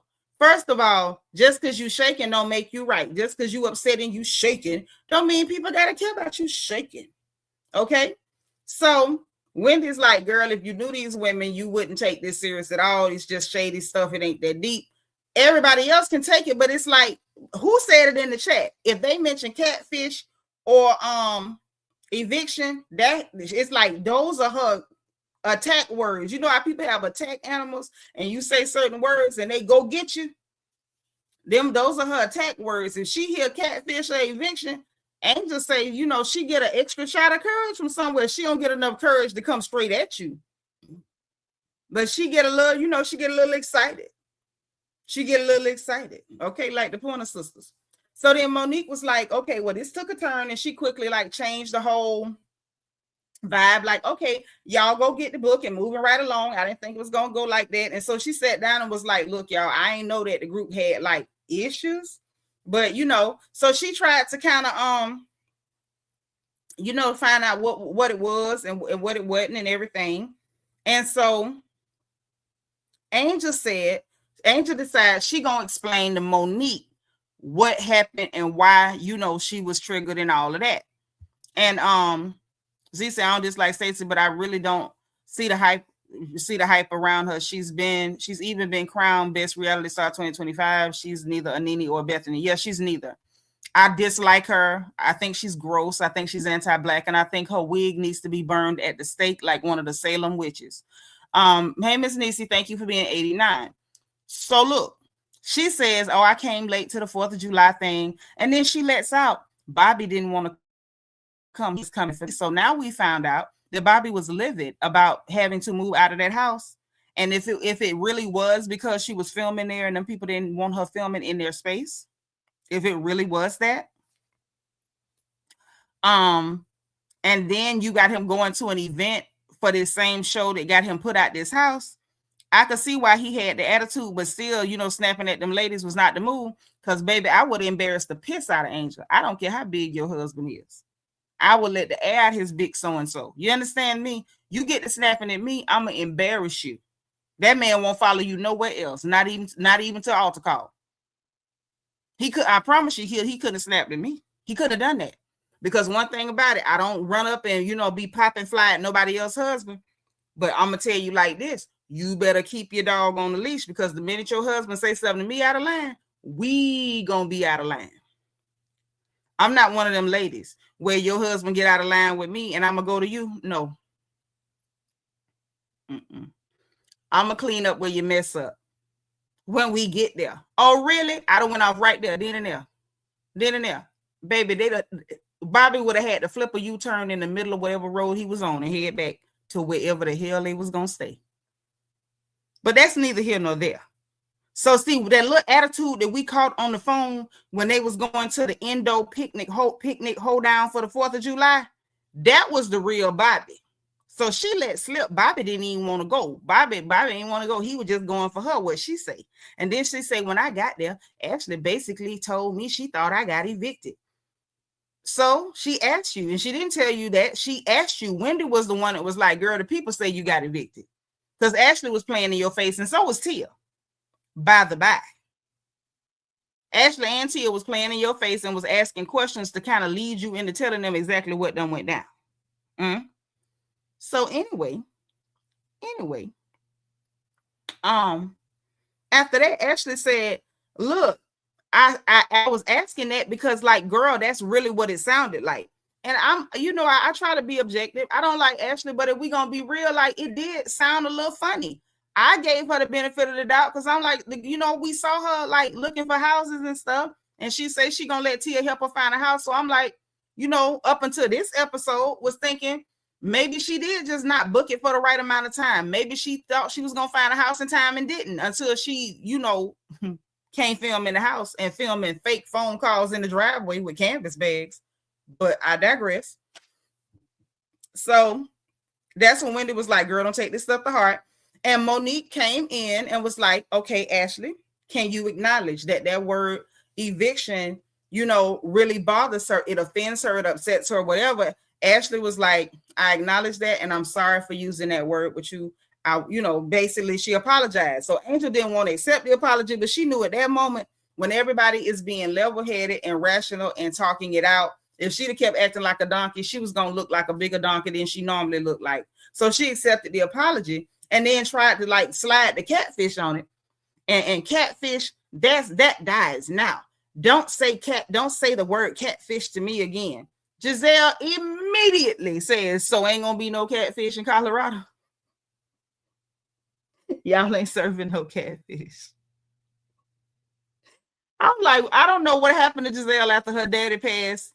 Maybe like a good part of one of the bad parts of her brain broke, because she's so much more palatable. She's so much more likable. That was hilarious. I'm like, that was the time. That was if there was ever a time to crack that joke, that was the time. So you ain't serving no catfish in Colorado? I said yes. So Stacey called Angel. They talk about altitude. Angel was like, oh yeah, double your water intake, blah, blah, blah. And as soon as Stacey's like, oh, I love hearing this joy in your voice, the call drop. I don't know why we needed that filler scene. Who knows, right? Then we get the airport. Wendy is there in Aqua. Let's talk about this. Wendy done got so caught up in being the best dressed. This heifer don't dress for where she going no more. Can anybody explain to me why Wendy Osefo was in resort wear going to the boondocks of Colorado? Who wears resort wear to be home on the range where the deer and the antelope play? Who does that? Now, while the ensemble was splendid, as much as it was splendid, it was ridiculous, because where the hell are you going? That's like wearing an evening gown to a garden party. Who does it? Or wearing a cocktail dress to a revival meeting, or dressing to go skiing in Hawaii. What the hell? What was Wendy doing?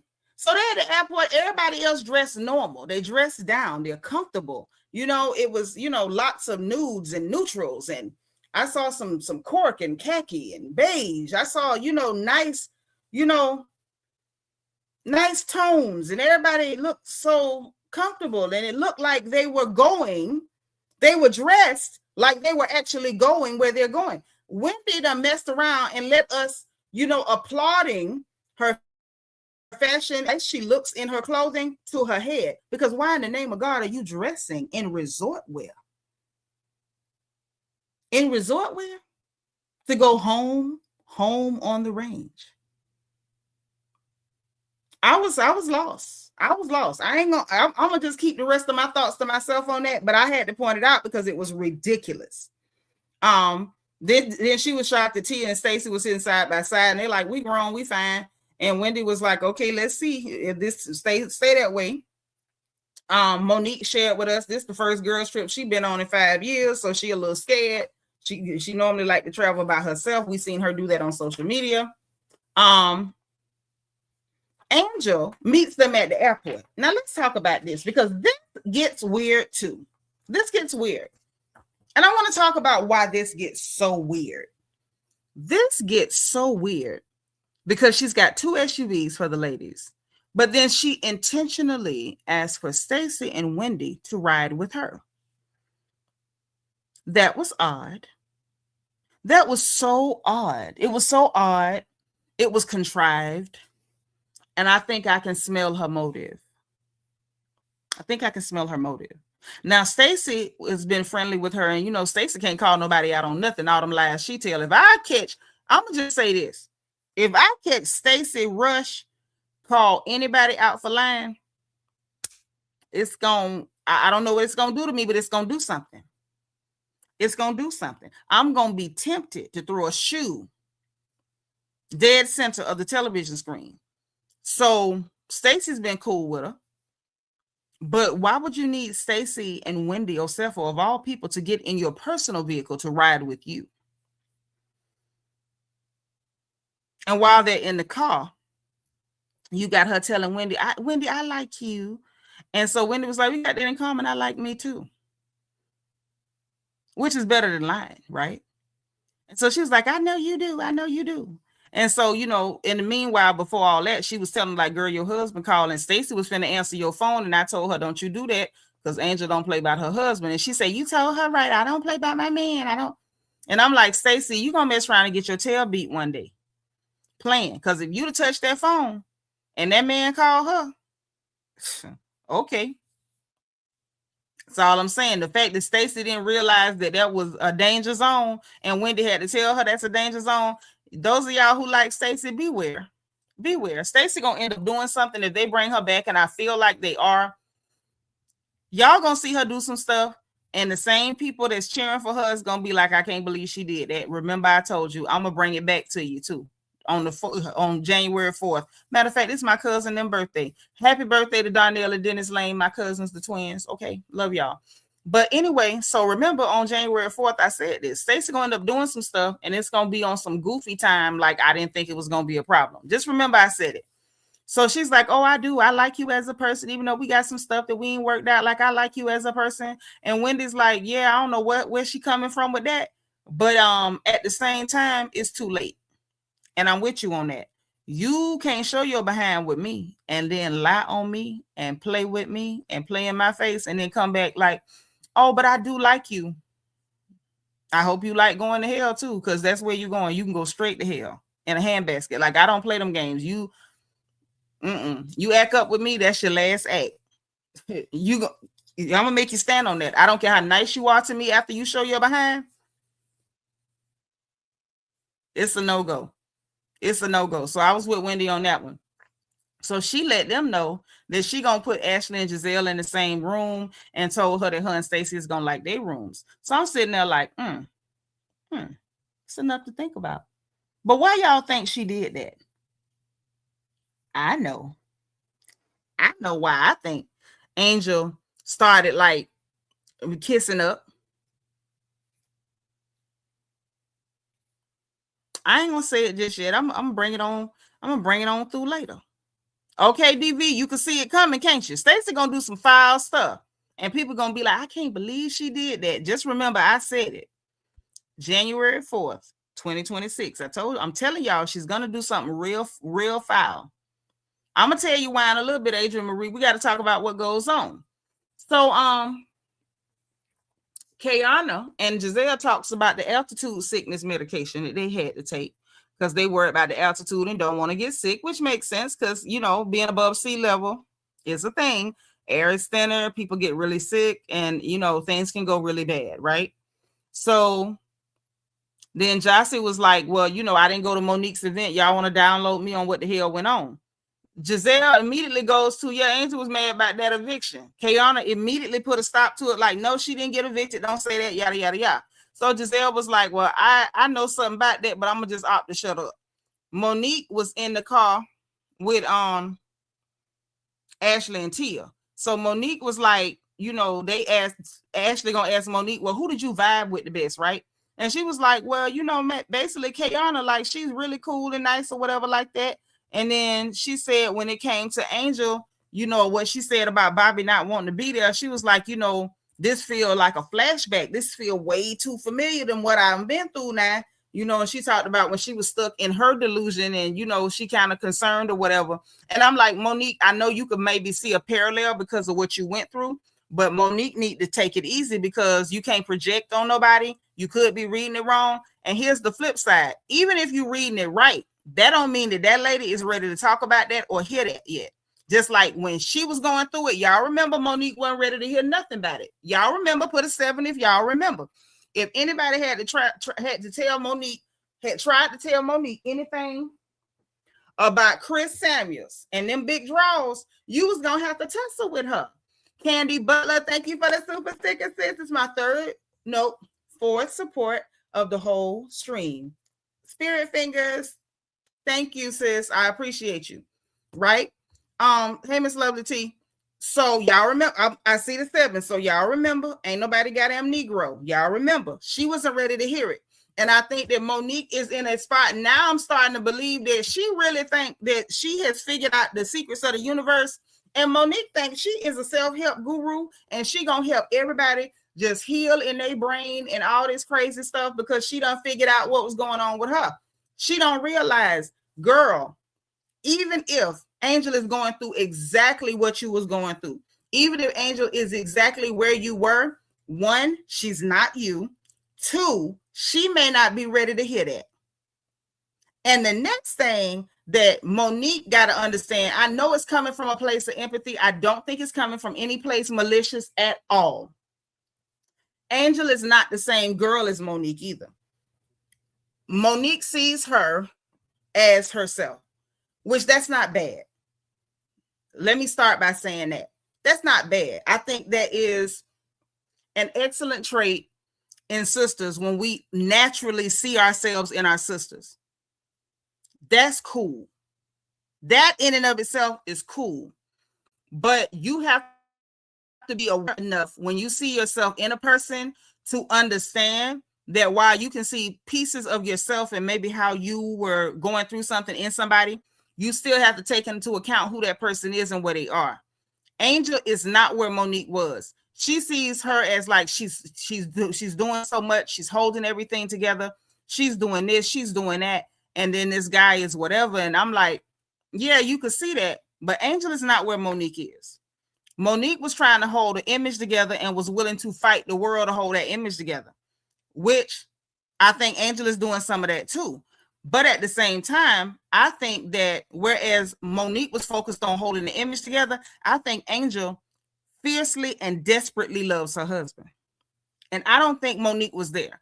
I think Monique cared for him. She felt obligated to him and she wanted to hold the family unit together because she saw it as healthy and viable and it's good for her children. It was good for the unit. Angel is not in that place. Angel is in a place of you can tell she absolutely adores her husband. Like she would hold on to that man like her last breath. And that's the difference. And I feel like Monique is coming close, dangerously close to the line of projecting herself onto that girl. I think that's what it is. Yeah, I don't think it's fraudulent at all. I think what's going on is what happens to a lot of people. They figure out their stuff and they do their work to figure out their stuff. And I think they start thinking that, oh, now I understand how everything works. And it's not that way because everybody's an individual. Adrian said, yeah, Monique was like, my husband comes before anybody. Yeah, so she wasn't going to hear it. But it wasn't, I'm not going to say she never gave love for him. What it did not give was that he was her be all in all. When it comes to Angel, Bobby is her be all in all. Bobby is her last bus stop. Bobby is her alpha and omega. Bobby is the air she breathed and the water she drank. Bobby is the soap she washed her butt with. Bobby is the car seat she sit on to drive. For Monique, Chris wasn't that. Chris was the guy that she loved, but he was never just everything to her.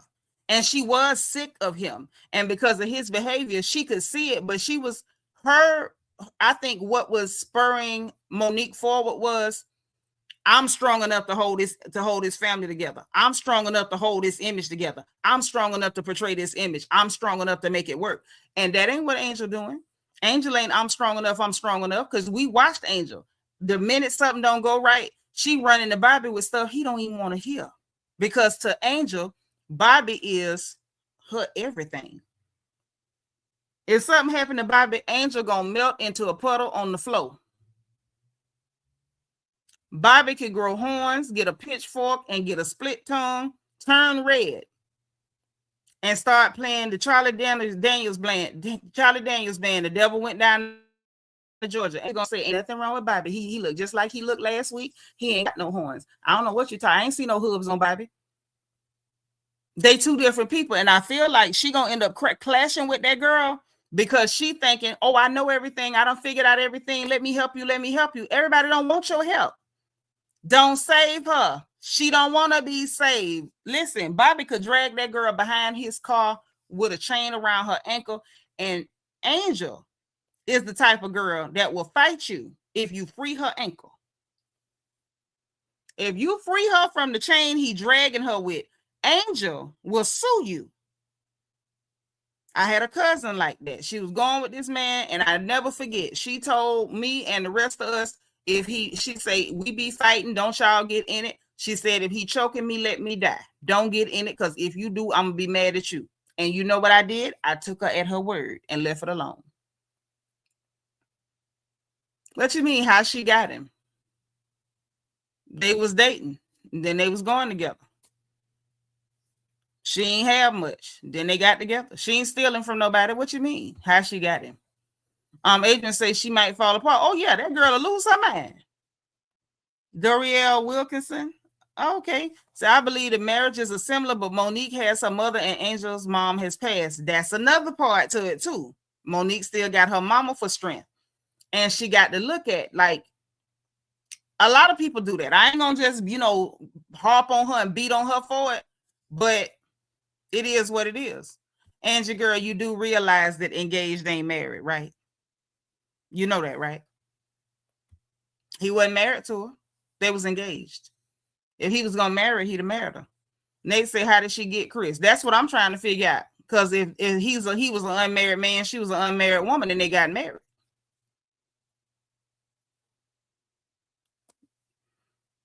Mm-hmm. Okay. I know I hadn't heard about no engagement, but even if they was, it ain't married. You say Angel can lean on her sister. Angel don't want to lean on her sister. Angel want to lean on her man. Her man, her baby. That girl will lose her mind. Y'all better not get in the middle of that. Y'all better not get in. Listen. Like Wendy told Stacy, you better not touch that phone. Because Angel don't play about that man. Don't you touch that phone unless you want to fight. So anyway, that went on. Then you got Kayana telling Gizelle, I'm giving you a pep talk, like, you please be on your best behavior. Please be on your best behavior. Then, and that was funny, Gizelle up here bragging about Nevis, and in her mind, it's a competition because she got big shoes to fill, because my cast trip was first class from start to finish, and this, that, right? And I'm like, Gizelle, this ain't no competition, crazy girl. It was a nice trip, but you crazy. Like, this ain't no competition. Then Tia and Monique and Ashley figure out ain't no service on the cell phones, on the Celica phones. And they driving way out in the bushes like it's Camp Crystal Lake. And Jason Voorhees might show up in a hockey mask. So I'm just like, y'all ain't got no cell phones. I don't know what y'all finna do.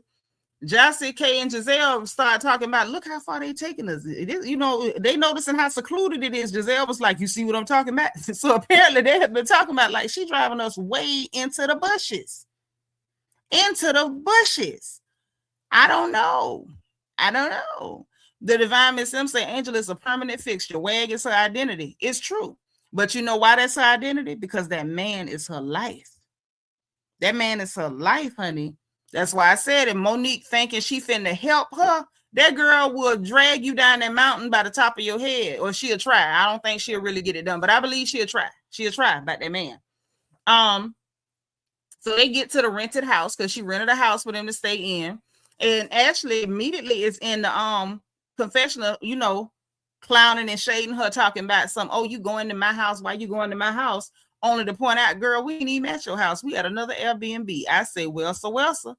Then why you going to my house? Are you sure they're going to your house? Because it looked like to me they had an Airbnb, like you was in Potomac. Hey, Belicious. You love to look on Gizelle and Forehead face when they saw their room and beds. Child, that was pretty funny. It really was. It was a key. It was a key. We're going to talk about that. So then Jossie and them, all them worrying about the phones. Ain't no phones. They go to the rented house. They got to go all up, the steps and all that. Angel bring in one of her employees from their little, what she call it? Mindful, some bull, whatever word she done made up for them people camping and fishing and hiking and stuff. And she warned them about the liquor being real strong. Ain't nothing watered down. So this real strong liquor. So, watch yourself. and let them know she going to her house and they staying there. Monique was like, why are we not going to your house? And she was like, well, just cause, you know, it's just space, you know, it ain't enough space, and some people gonna go to my house and some of y'all gonna stay here. And I'm like, this is why I said Angel is fake and phony as hell. If you didn't want them in your house, just say I don't want y'all at my house. Why are you making up stories about space? It's not about space. Oh my gosh, my sister is here. Happy New Year, Alita. Y'all tell y'all sister welcome back. She done slid through to kick it with us. Okay. So look, she making up stories about space because she's so phony. Like, Angel, you're boring and you phony. Come on, baby. This is too much. It's just too much. Gizelle calls bullcrap on the space because it is. We find out that she gonna take Kayana and Tia to her house, and everybody else gonna stay in the Airbnb, claiming it's just space. Still city lying. Then there's something about telling them, you know, y'all relax, get a drink, chill, kick it, whatever. And then I'm gonna drive y'all to my house and then drive y'all back. And they find out it's like an hour away to her house. Monique is like, why is we driving an hour to your house and an hour back and all this crazy stuff? Because it do sound stupid. It sounds really, really stupid. Then you get the room assignment. So Stacy gets a big old room with a garden tub with this, you know, in the corner of the room, this nice mountain view. Everybody gets their rooms. Everything's kind of, you know, basic, plain, you know, nice rooms. They're not bad rooms. She got personalized bags for everybody. So it's given. She didn't have an idea, but she did cosmetic bags because Gizelle did cosmetic bags, but she did get everybody's initials like engraved on it, like, you know, embossed on the bags. So I thought that was cool. So Stacy actually got a bag with her initials at least this time, because when Gizelle did it, y'all know Gizelle gave her blank towel, blank head thing, blank bag, blank everything. But this time she actually got a bag with her initials. So she did personalized bags for everybody. She got Gizelle and Ashley in one room with twin beds. I don't even know if you could really call them twin beds. I don't know what the hell to call that. Like, that was really pathetic. It was funny. It was a little funny, but it was still pathetic. Gizelle was not having it. She was like, girl, no, you told us to come out here because we were supposed to be saying that you're a luxurious award-winning home, and then you do a bait and switch and put us in twin beds. Low-key, Gizelle wasn't wrong. You don't tell me I'm coming one place and you to get me there, and then you put me somewhere else. If you was that mad because Gizelle said if she ain't going, I'm not, Angel, you should have stood on business and said, then both of y'all hoes don't come. But she wasn't going to do that because she wants Gizelle around her. She wants Gizelle's validation. She wanted to play the housewives cast trip room assignment game. And it's like, while it was a little bit of a key, it was a little whatever, it still, in my opinion, fell a little flat because you literally bait and switched. When other housewives franchises, even this one, when they had stuff with the rooms, they literally went to where they were told they were going to go. It was never you go in one place and then surprise, you going somewhere else. Oh, you going here, but psych, it's really over here. Nobody did that. They went where they said they was going, and then somebody ended up with a crap room. This time it really was bait and switch. It was a little funny, a little shady. It was a, you know, cool moment or whatever, but it kind of fell flat a little bit. She gave Wendy like the whole bottom floor. Like, she got a kitchenette, she got this, she got that, all of that. Mind you, all this kissing up to Wendy. And now we're going to talk about why she kissed up to Wendy before we get to the rest of this. I think it's because Bobby wasn't going to be cool with all them people at that house with him. He wasn't going to be cool with that. We found out. What did we find out? Bobby was livid. Bobby didn't want to go to the country hoedown 4th of July indoor picnic. So Bobby's not happy about filming.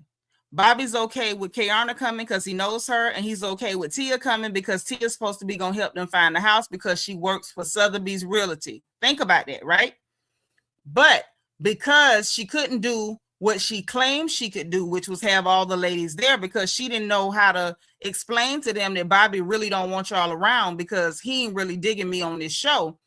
I'm going to put them at an Airbnb. And the person who did not spare me last time, which was Wendy Osefo, I'm going to give her a whole floor to herself because she did not want to have to deal with Wendy's mouth.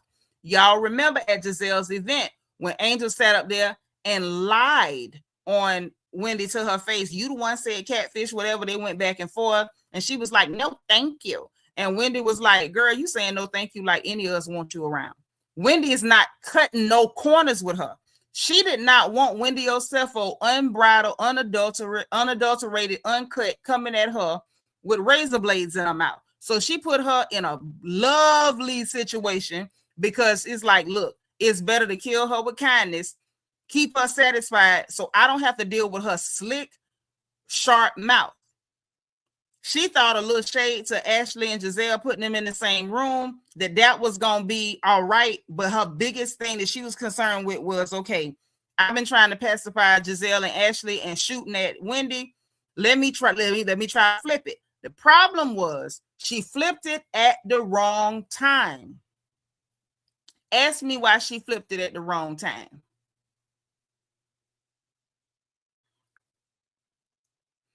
Ask me why she flipped it at the wrong time. Somebody asked me so I can tell you, because I want to tell you. Ain't nobody gonna ask? Thank you, Auntie Eva. She said why. So somebody asked me why, because I'm like, ain't nobody gonna ask me why?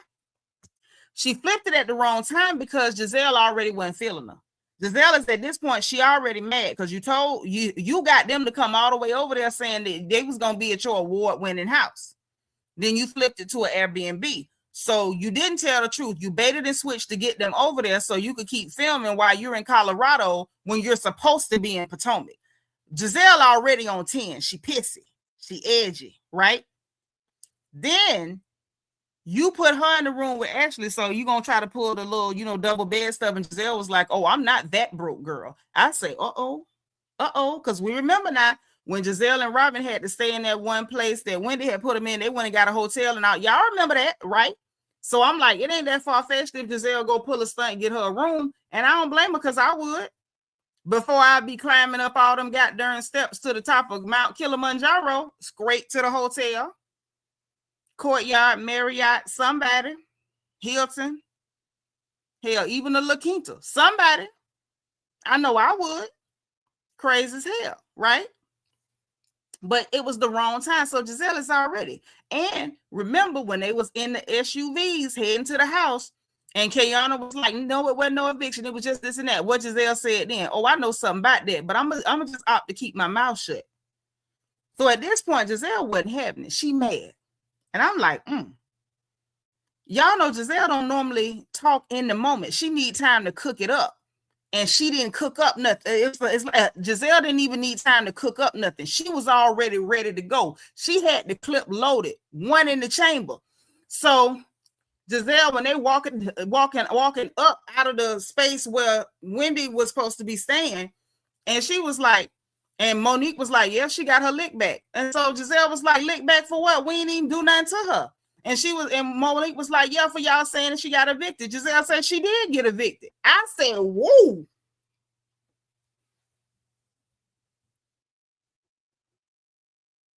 I had to wrap the cover around my neck.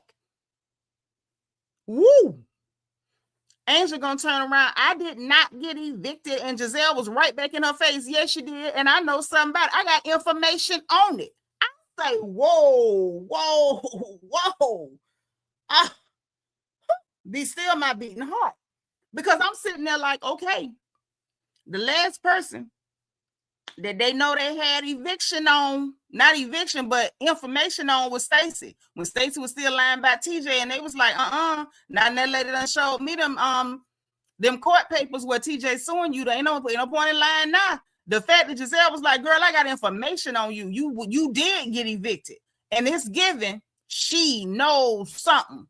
And so she coming back up out of there or whatever like that. And she's like, well, I want to know what's going on. Where the more info come from, and tell us the info. And Gizelle was like, it ain't mine to tell. I say, woo, she letting her know, girl, I know your tea, and I'm going to let you walk around sick because I ain't telling you nothing.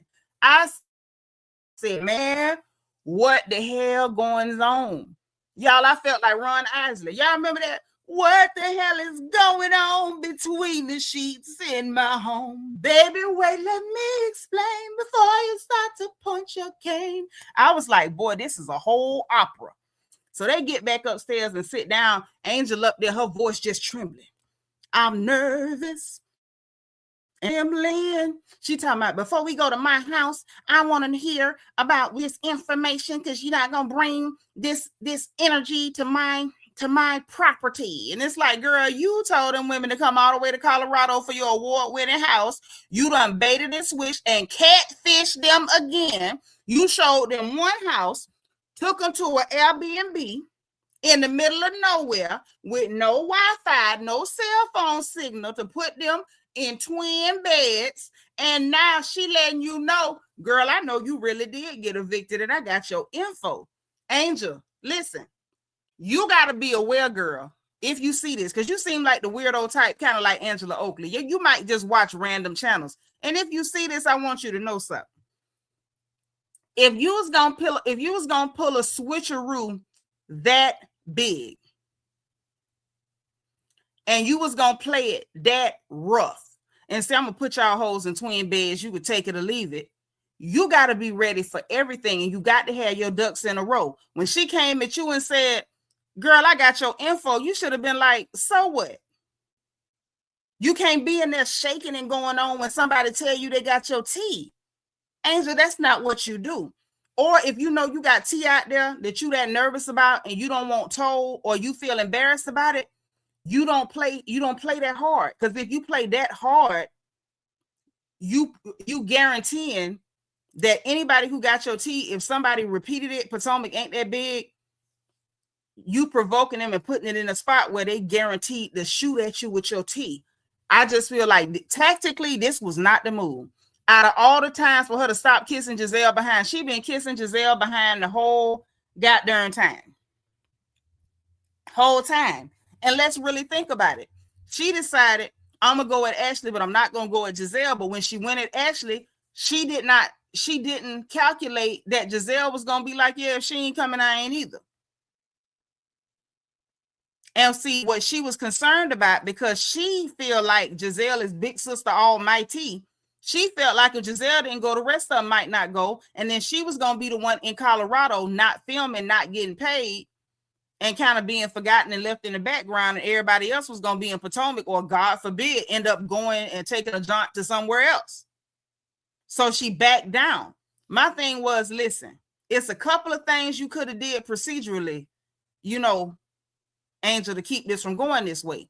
One, when you invited them, you should have just not invited Ashley up front. That was one way to go. You don't like her, y'all don't get along, you felt away, but at the same time, you didn't really out and out beef Ashley, but you didn't like that Ashley came in and brought Catfish to the thing and asked you about being evicted. So you could have just said, Ashley, I'm not inviting you.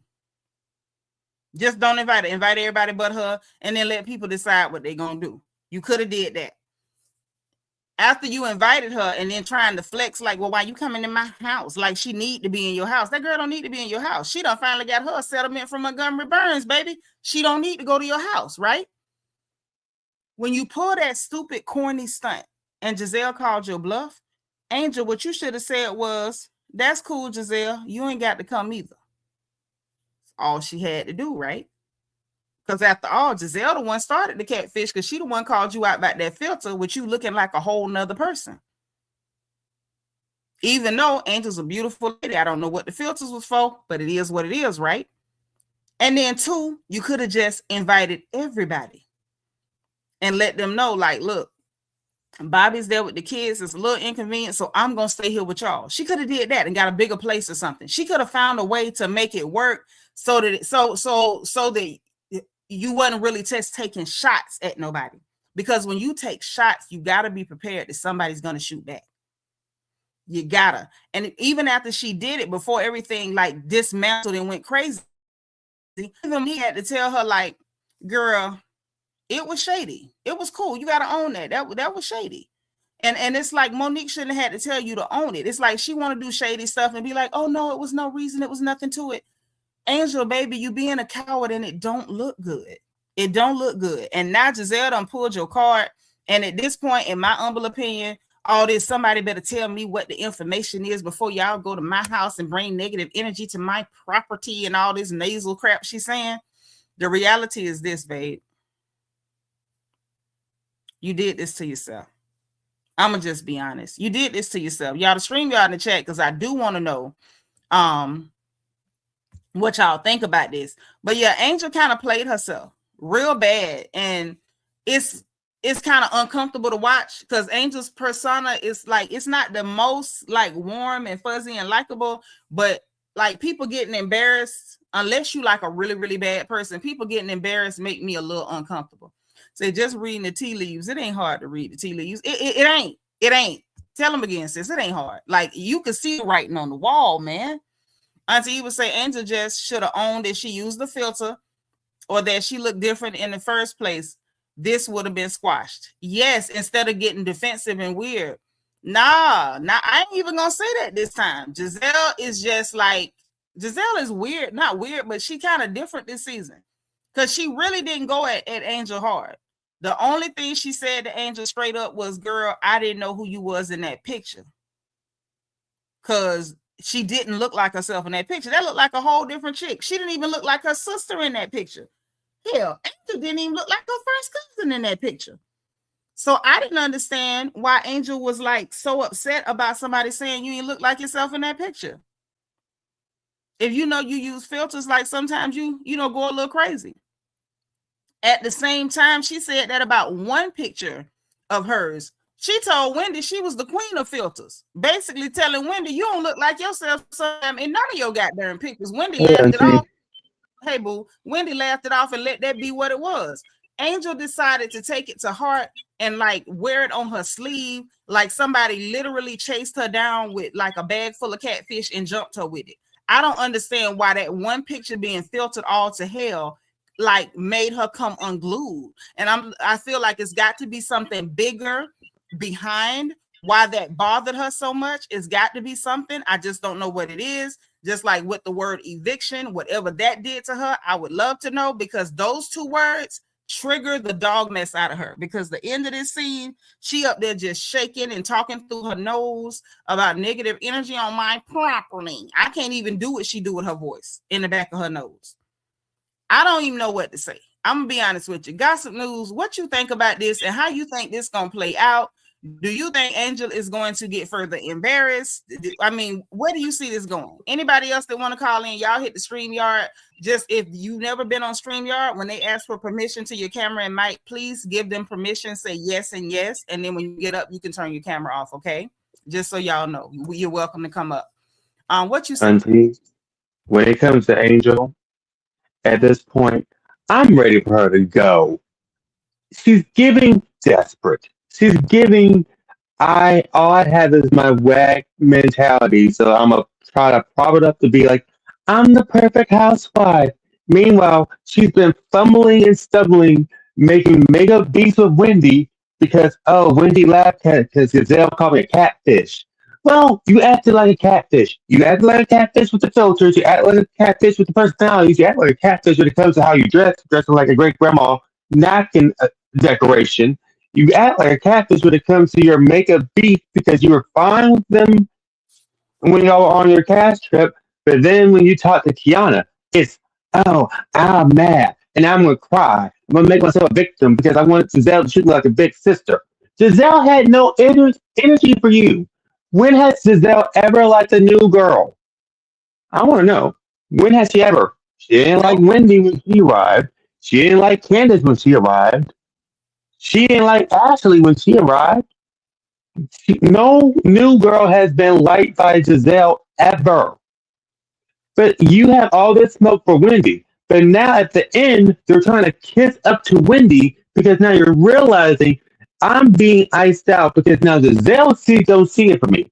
Ashley don't see it for me. So now let me go to the one that I've been having have no issues with, but creating drama for the whole entire season. And when Wendy doesn't want to give you her behind the kiss, you want to get your emotions. Well, here's the thing, Angel. If you weren't trying to be a non-Stacey Rush with her lying behind and all the lies that she tells, maybe, Angel, you will be liked. Maybe you wouldn't be a dud right now, and we wouldn't be talking about we don't care about your life no more. We don't care that you got evicted from the house. We don't care about the fact that Bobby was mad that he didn't get the film. by law of R&Bs, you're not allowed to film without the owner's permission. It's stated in the contract. You probably should have read that. But again, you're always about the wag wife mentality. Oh, my husband's a football player. Oh, we're rich. Oh, he just dropped $5,000 in my bank account. No one cares anymore, Angel. Go home to Colorado or wherever you're going to live at. I don't care anymore. Whew. But can we talk about the fact that she catfished them on their house? She did. She She catfished did. them on their house. How you tell somebody this is where you're going to be lodging and then switch up? That's what I'm saying. Like, and this is my thing. I'm gonna say this because I'm an adult. I'm grown. I'm old. I know things happen, right? You can't control every variable, okay? And the situation with Bobby feeling how he feeling about the whole thing, that's still her husband. Let's be very clear. Let's be very honest and realistic. You do not destroy your home and your marriage for no TV show, no friend group, and nobody. You don't do that, right? So I respect it. I dig it. Where I think she went wrong was not getting a big enough place and then staying with the girls and just saying, hey, some things went on, like we're gonna visit the house, maybe we'll do a couple of little, maybe we'll do like a night, a cocktail night or whatever at my home, but I'm gonna be staying over here with y'all. If I invite you somewhere, I'm going to stay with the people I invited. I'm not going to invite you there and then I'm going to my house. I'm not doing that. That's not cool. Like when I say that's not cool, that's not cool. That is not what you do. Okay. It's giving tacky. It's giving, oh, I told y'all you're all gonna stay at my house, but no, I'm gonna get you all B&B with no internet access, no phone access. In the middle of nowhere, an hour away from your house. Yeah. An hour away from me, and if I'm bringing you here, I'm responsible for you. I'm not gonna put you somewhere where you are an hour away from me, and I'm responsible for you. That's like the ladies from this channel. When we did August meeting, I lived in Houston. The Airbnb was in Houston. Ask any one of them ladies, because a few of them are in here. Did I leave them and go home and leave them to their own devices? Absolutely not. I cooked, I stayed there, I catered to them, I kept them comfortable, and I stayed where they were staying. You don't invite somebody somewhere and then say, I'm gone. Yes, girl, an hour away with no cell phone service and no Wi-Fi. That's not being a good host. That's actually kind of trifling. No, it is. Especially after you told them it's one thing and it's another. And it's another. You do not do that. That's not what you do. That's not what women do.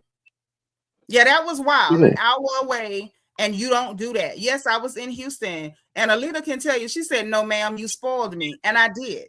Those ladies did not have to lift a finger. They can tell you. Lynn Toy is here. Miss Sparkle is here. She can tell you.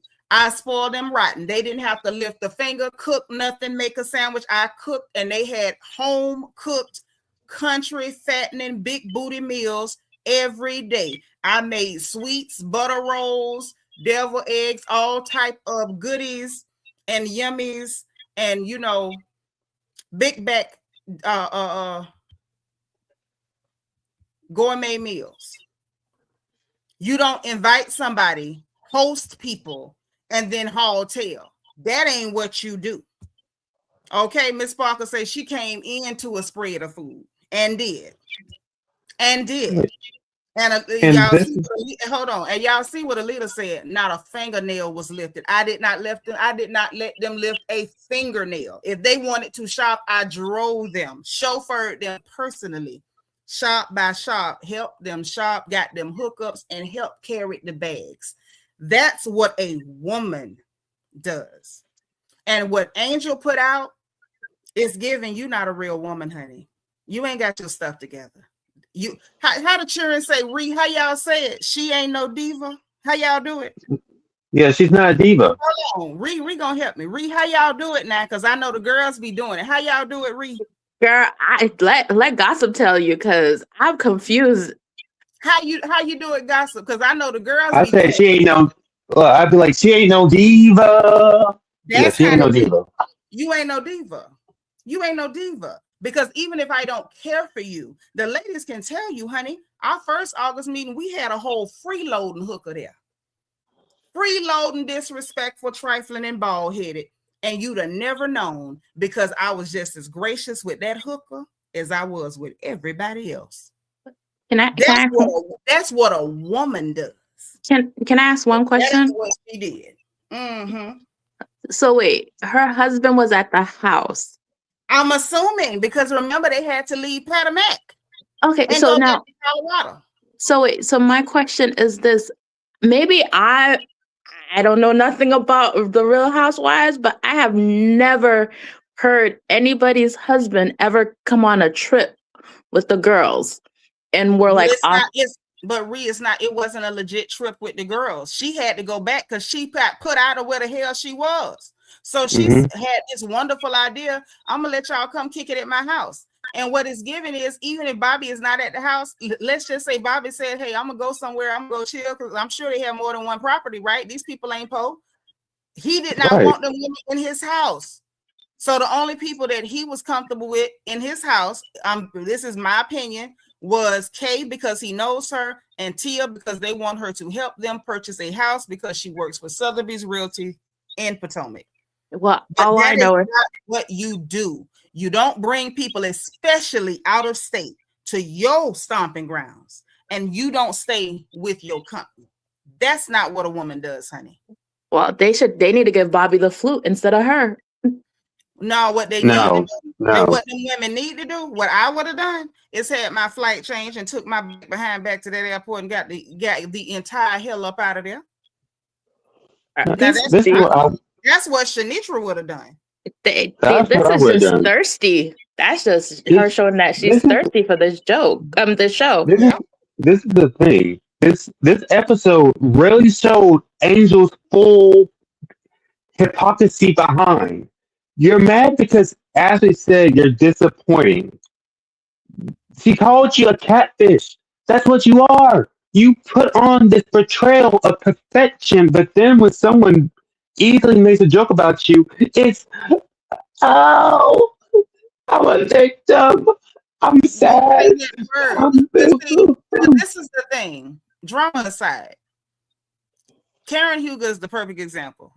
The Grand Dame, Karen Huger, puts on a hell of a persona from season 1 when she was talking about etiquette this, etiquette that. Karen has always been my favorite because she has this big personality, and it's almost a caricature of like old school ladies like this. It's hilarious. But no matter how they joked on her, no matter how they picked at her, even when her wig was sitting side saddle and somebody had to help her turn your wig around like Dream Girls, Karen took it on the chin and was able to laugh at herself. Even when she couldn't laugh in the moment, she was able to laugh later. The only time we saw Karen Huger come unglued at the comments was after both of her parents passed away back to back, and Gizelle and them was doing way too much. That was the only time. And I feel like, again, that is literally the mark of a lady. Ladies can laugh at themselves. Like, you don't take yourself too serious. You don't take yourself so serious that you come unglued and you start to behave in a way that's unbecoming. And you thinking like Monique said, oh, she got her lick back. Right, Auntie Eva. Karen got clowned for that wig. She did not come unglued and say, don't nobody say wig to me no more. Oh, I'm shaking. Karen went and started a whole wig line. Wendy Osefo got clowned for being a bootlicker coming down them stairs to check Karen. And Karen was like, you came slithering down the stairs. Wendy, she ain't like it. But the next thing you know, Wendy selling Slither t-shirts. That's what you do. Monique straight roasted and toasted Gizelle with a binder. And even though Gizelle still got binder PTSD, even Gizelle was like, child, Monique, if you don't sell binders by Monique, you missing your money. Everybody can take real serious heavy stuff on the chin, and that binder told Gizelle tail up. She got PTSD. Gizelle behind so bad. We watched her age 30 years sitting on that stage. Gizelle walked in there one age, walked out with Social Security, and she still is able to go along with the joke, take it on the chin, and make jokes of her own. Angel ain't got no business in that environment. She's not fit to be there, and at this point, this right here was just not cool. Yeah, they got thicker skin, Belicious, and it's like Girl, why are you even there? Dominican Trailer, how you doing, Bookie Whoop? Make sure you hit the like button, okay?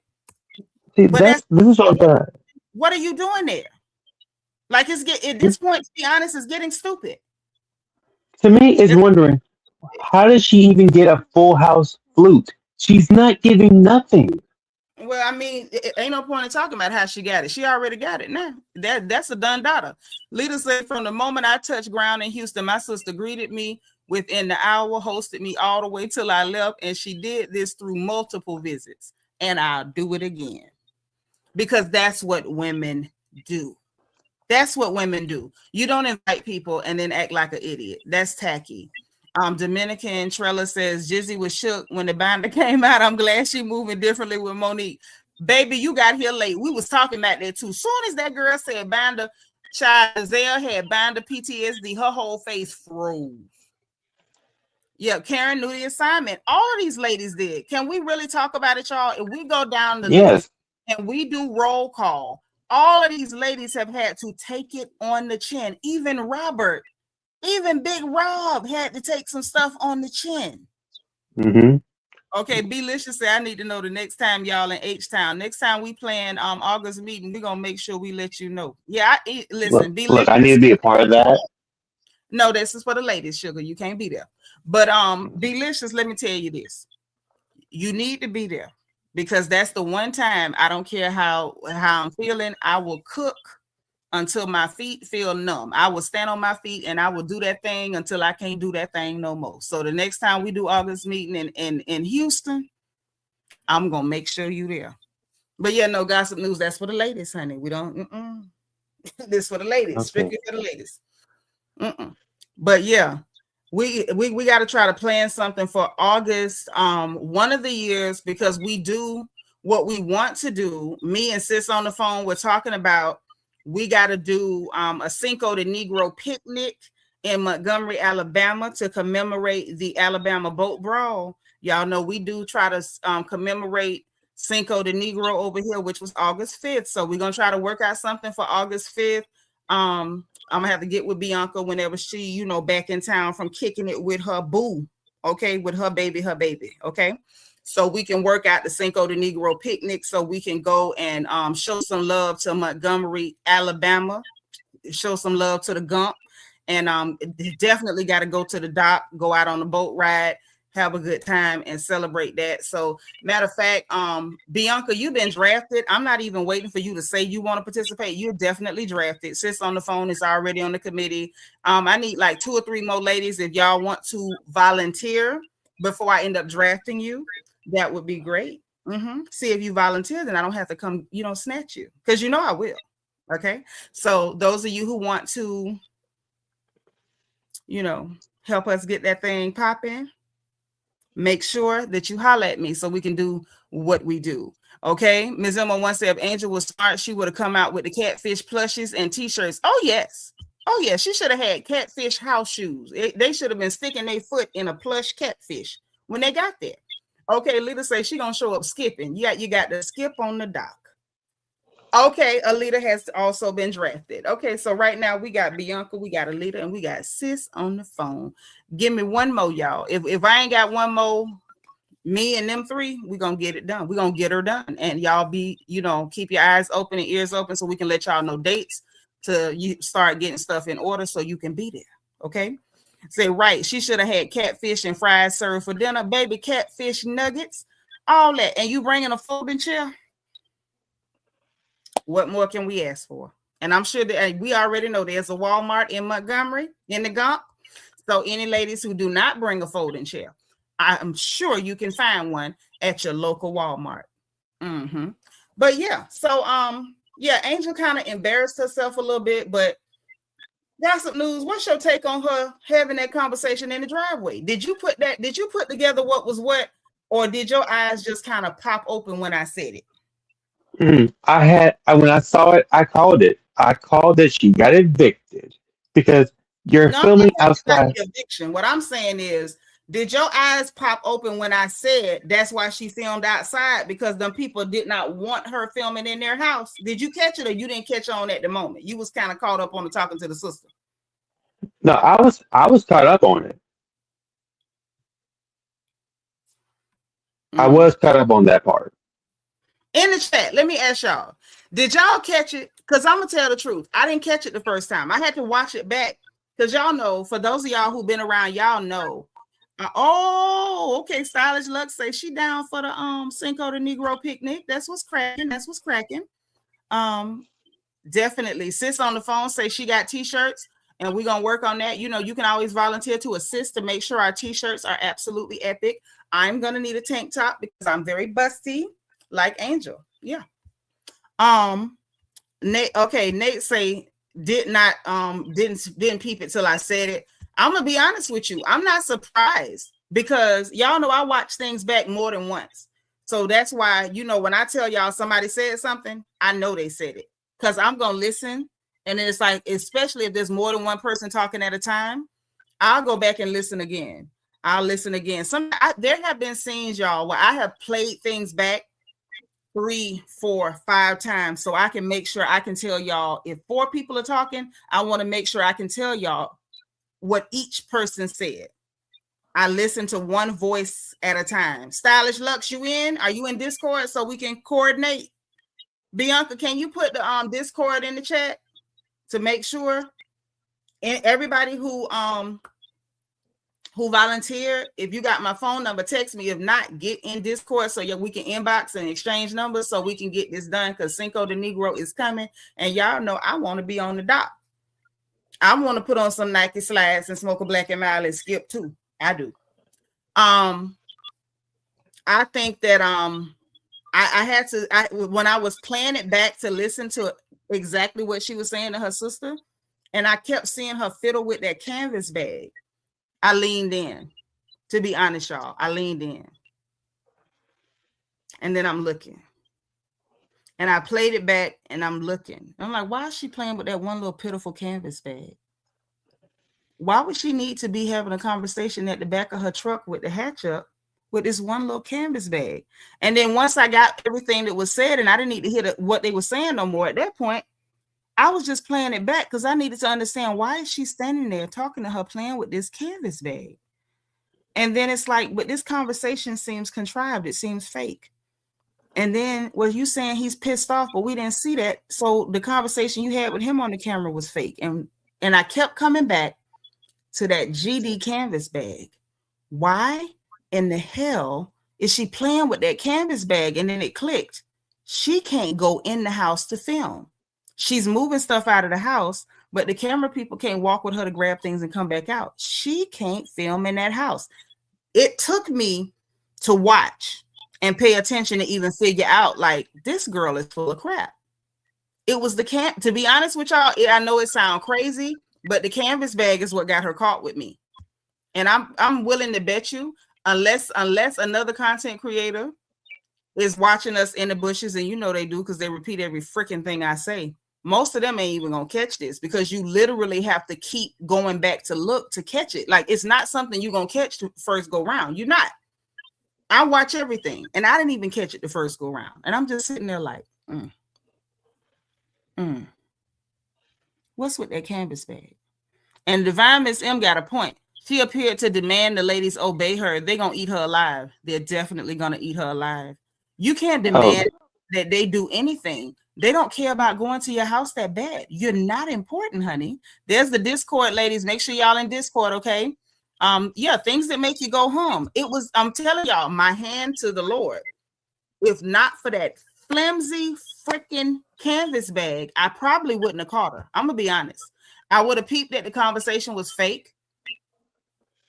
The canvas bag made me catch her. I can tell you exactly what made me catch her. Diamond Baby say the whole quick pack job made sense as soon as you said it. Right. You're right. Like, once I caught that, then everything was like clicking. And she kept filming because I guess she was like, well, we already caught, now we got to go. And I think they may have reached out to her and was like, you going to cease and desist immediately. Don't you film another nothing in my house. And at that point, now we filming in the driveway, playing with canvas bags.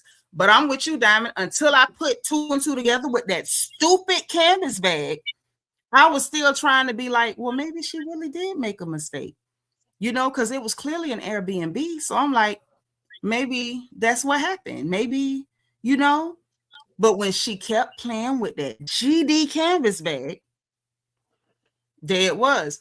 And that also explains the message that she got. Hope you enjoyed your stay. So see, I'm somebody, I use Airbnbs. I like Airbnbs, right? When your Airbnb ends, that's not a message directly from the host. That's a pre-recorded message. It's like a canned message. So when they wrapped up her trip, the system sent that out. She showed that, and it's like, oh, okay. You know, at first I wasn't thinking. I'm just like, oh, that's just the message they send out when your Airbnb ends. That's not an eviction. That's just what that is. They wrapped her trip. That heifer wasn't supposed to be filming in them people's house, and she was filming in them people's house. She was filming the backyard, the space, like it was really her space, and she didn't get permission to do it. And the fact that she was talking all that crap, yeah, send me a message in Discord, Stylish Lux, and I'm gonna message you back and give you my number, and then we're gonna get us a little group message going, and we're gonna do our thug thizzle. And remember, she was like, oh, I'm actually in Potomac. Y'all not in Potomac. Like, girl, you're in Potomac in an Airbnb. And now you're in Colorado. Yeah. What you say, Gossip News? I said now she's in Colorado. Now you're in Colorado. Like, they may be outside of Potomac. You're outside of the whole state. You're not even in Maryland. And then you con them into filming with you in Colorado, and then you catfish them on the house. Like, that's not the way to get people to stop calling you a catfish. I'm going to just be real with you. Catfish them on a house is not the way to get them to stop calling you a catfish. Right. When flexing goes wrong. Like, what is wrong with you? That is crazy. She definitely violated terms, because a lot of them Airbnb owners, they be, you know, they watch on cameras and stuff. They know. Like, if they say you can't have no parties at their place, if you go invite a bunch of people, they can end your stuff right then and there and demand you get out. Stylish Lux say, I'm you in Discord. Okay. Say, and also Angel should really send you a bottle because you gave her excellent free game. I try. You know, I look out for sisters when I can, when they listen. Hope she do. But yeah, this was crazy. This was so crazy. So now, Gossip News, more critical thinking. So I gave y'all all the ways that I said Angel could have avoided being like embarrassed, right? Right. Duncan, welcome. Said maybe Angel didn't want anyone to see she was at an extended stay hotel after moving. I don't think that lady was at no extended stay. Them people got way too much money to be at an extended stay. We ain't got to do that. Them people, those are very affluent Black folks. They do not need an extended stay. Making a mistake or a lapse in judgment does not mean you're broke. We're not going to do that to Black women. Not 2026. The women didn't care about being at her house or her Airbnb. They really didn't. Not with Wendy saying I'm going because I know it's going to be a crap show, and then it immediately turned into a crap show. But back to you, Gossip News. What do you think? And in the chat too, y'all tell me. Some of y'all hit the StreamYard and come holler at us. Y'all see the link. Bianca's running it through the chat. What do y'all think? What do you think? And y'all, what are some things she could have done different to not put herself in a position to be completely embarrassed about that whole rental situation? What could she have done differently? I told you, I feel like she could have just not invited Ashley, or when Gizelle said, well, I'm not coming, be like, you know what, I respect that, and both of y'all can stay here. Like, what else could she have done to avoid it, all of that embarrassment that's happening now? If she didn't want to get embarrassed now, she could have just said, I'm not inviting Ashley. Y'all, if y'all decide y'all want to come and you don't want to come, that's on y'all. If she's that angry with Ashley, she could have told Ashley's not invited. She could have told Gizelle, well, since she's your ride or die, if she's not coming and you don't want to come, that's fine with you. The rest of y'all, it's up to y'all. Because we all know Stacey was going to go because she doesn't see it for Ashley. Right. That's what I'm saying. Like, there you go. That's what, so you saying the same thing I'm saying. She should have just stood on it. Like, you know what, Gizelle, right. I respect that. I wish you could be there, but I understand why you got to hang with your girl. And y'all stay here. And Lady Rita, thank you for saying this, because we need to be a little different in how we handle our sisters. The eviction was not because of a lack of money. It was probably something behavioral. Belisha said this was her time to shine. She has home court advantage. She should feel comfortable and could have easily shown them a good time. Easily Right. shown them a good time. And I don't know how she dropped the ball that bad. Like, and it's like, this is day one of the trip. This is not even like what, a couple of hours in, and we already looking Right. crazy. How we already We are. looking crazy? Look, and Giselle clock. I'm sorry, I don't like Giselle. I really don't. But Giselle read Angel down. She really clocked Angel at that moment. Did. And I don't like Giselle. And I'm sorry to say this, but I gotta give Giselle her flowers for that. She, when Angel said I didn't get evicted, and Giselle said, yes, you did. I know, I got the evidence.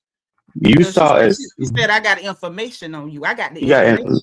she got the information. As soon as Giselle said that, Angel went. She went to shaking. Because Angel, she knows that she's about to get. Angel has this thing about she. I see this in Angel, and there's part of me that likes her. Her thing is she's trying to maintain a fake personality that she can't maintain because she's too. She carries everything in, and instead of releasing it, she rehearses it and rehearses it and rehashes and rehashes at the point where you can rehash it. But at some point, you need to let it go and have fun. Stop being a red blanket. Stop trying to break everyone else's mood down because you don't like the fact that you're being called out on your BS. But this is the thing. It's that, and I think the other issue is that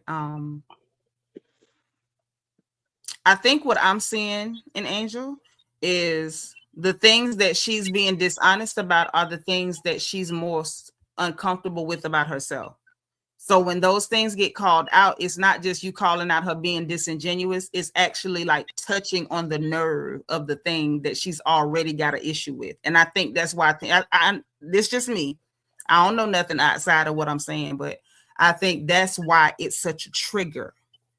Because the things that she's being disingenuous about are the things that do bother her the most.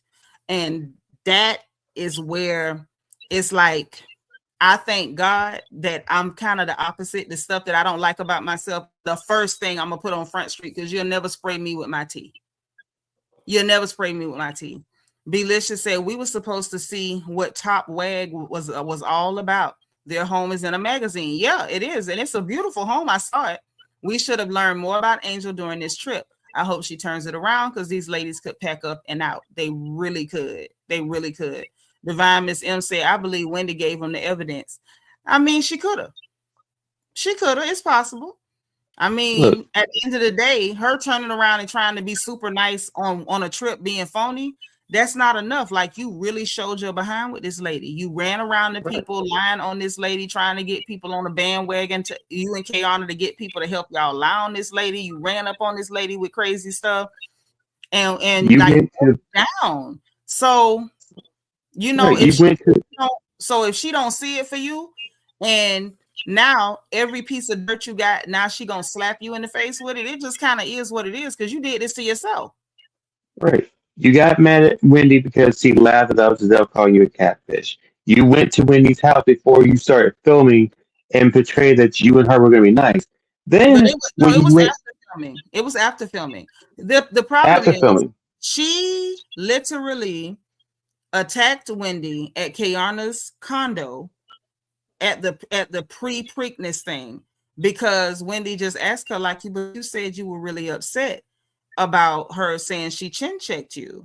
And it was legit. You could tell Kayana had told her, I don't like Wendy, so you can't like Wendy either. And she went in trying to, be Kayana's attack dog. And literally every time Wendy ate her up, Kayana didn't even come to her defense after you sent her to do it. Belicious say, I think Wendy was putting on for Gizelle and Ashley because no one is actually thinking they can rent a mansion for $2,300 a month. Please. I don't think she was putting on at all. I think she has evidence.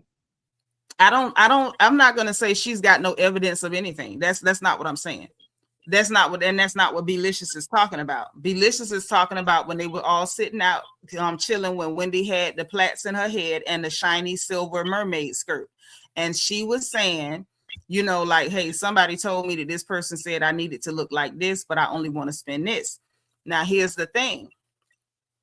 If it was an Airbnb situation, she might have been thinking, hey, find me a big old place to rent because you're only renting Airbnb. And we all know Airbnb is not the same price as renting an actual house, you know, for real rent. It's not. A lot of people who work out of town with businesses will do Airbnb over actually getting a traditional lease because it is cheaper, utilities and it, because the utilities, Wi-Fi and all of that be included. So I absolutely believe that Wendy was telling the truth, that somebody told her that this person was like, hey, I want it to look like this, but I want to keep my budget around here. Now, mind you, I don't think that that means that their money is bad. I think it was a matter of, I talked to my husband, this is all we're willing to spend on a place to rent while we're looking for a house. But I need it to be big and fancy because I need to put on and show off for this show. I do believe that Wendy was told that. I do not believe Wendy pulled that out of thin air. I don't think, I'm not going to say that Wendy gave no evidence because I don't think Wendy had any evidence. I think Wendy was going by word of mouth. But I do believe that if Gizelle is being that bold with her having information, I do believe Gizelle got that information. Now, where she got it from, devil may know. Alita say, pretending to be someone you're not is not sustainable and it's exhausting. The curtain will eventually rise. Yes, it will, honey. We know about a curtain call. Belicious said, oh no, you think Angela and Bobby was trying to rent the spot for $2,300? Maybe that's why it's taking them 6 months plus to find a home. Could be. But at the end of the day, they probably could have, you know, the space they were renting. We don't know what they were paying. I'm sure it was not the same that you would be paying for mortgage or to actually do a traditional lease or something. But all she had to do was not film in the house. But she wasn't going to do that because she was trying to be Miss Top Wag. Wag, everything wag. And she wags her tail right on up at them people's house. Yep. This is embarrassing. Like I have so much secondhand embarrassment. Even though Angel has not been likable, that is still a black woman. I'm a black woman. And part of me just feels like I want to go through the floor and hide for her. Because Gizelle is going to embarrass her. I feel like Gizelle has already embarrassed her. And I don't know how far this is about to go. I don't have a good feeling. This is giving me 50 Cent's Clarissa Shields vibes. I don't know how I feel about this. I think this is going to be bad. Yeah. This trip is about to be bad, and I think the reading is going to be worse for her. Yeah, I don't think Angel's going to come back. Yeah. So in the chat, y'all rate this episode 1 through 10. What y'all giving it? Gossip News 1 through 10. What you giving it?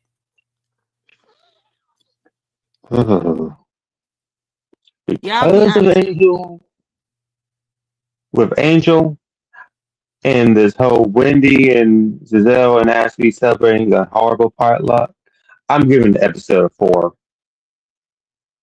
I'm giving it a 4. It was nerve aggravating. The only good part was Tia, I guess. I'm with Belicious. I'm gonna give it like a hot 7.65.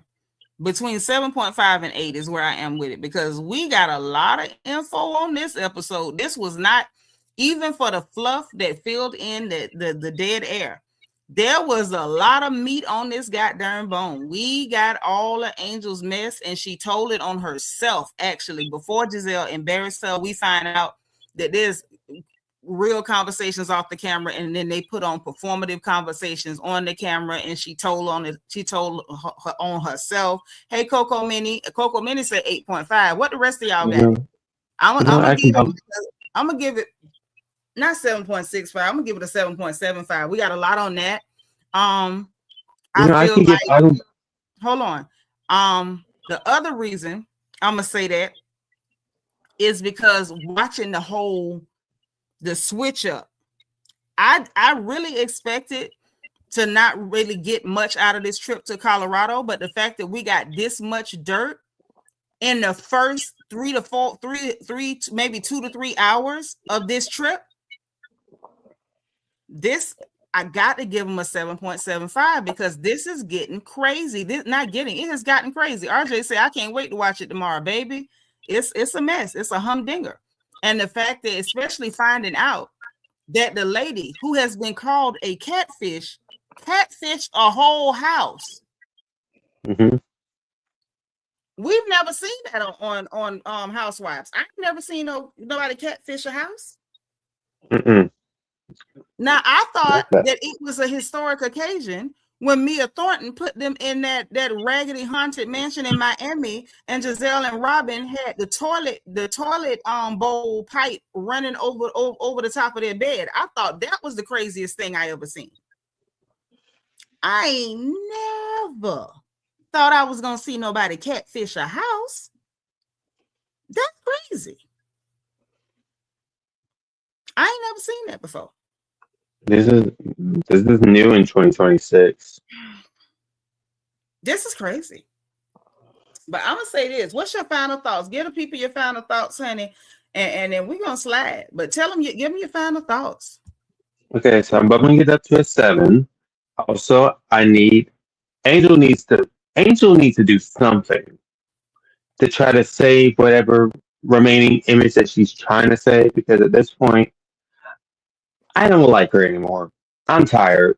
Anything that has to do with her, I will fast forward through it.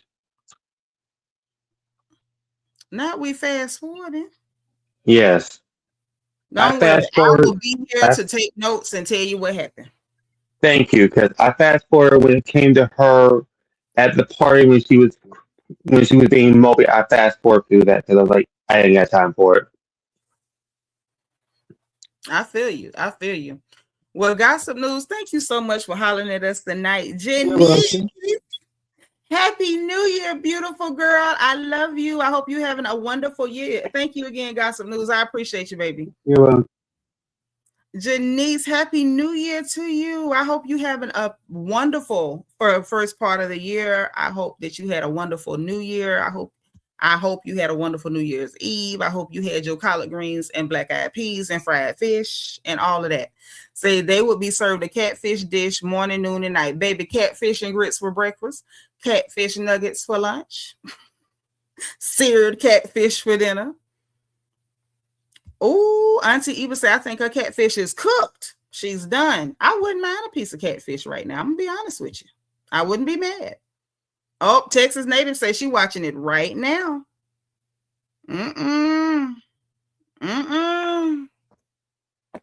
Whatever shall we do? Whatever shall we do? So listen, kinfolk, I have enjoyed y'all. The ladies who are going to be coordinating with me to hear from me between tonight and tomorrow morning for the Cinco de Negro picnic in Montgomery, Alabama, because the ladies of the royal family are going to descend on the Gump. You heard what I said. We going down there to commemorate the Alabama boat brawl in Montgomery, Alabama. We're going to find us a spot. We might even fry up some catfish. So be aware. The ladies who, if you have been drafted or you have volunteered, be ready. Because I got some ideas and we're going to make it funky. Okay? So just be ready. So listen, y'all, enjoy the rest of your night. You know what I always say to you every single Sunday. Good night. Say your prayers. Sweet dreams. Okay? And be ready for Monday. Get up bright-eyed and bushy-tailed. And remember,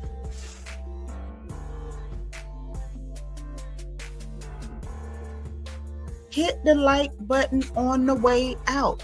Hit your notification bell. Make sure you click all so you'll know every single time we go live on this good channel. Okay? Now, if you're in Discord, you're going to always know because I tell my girls in Discord first every single time without fail. Okay?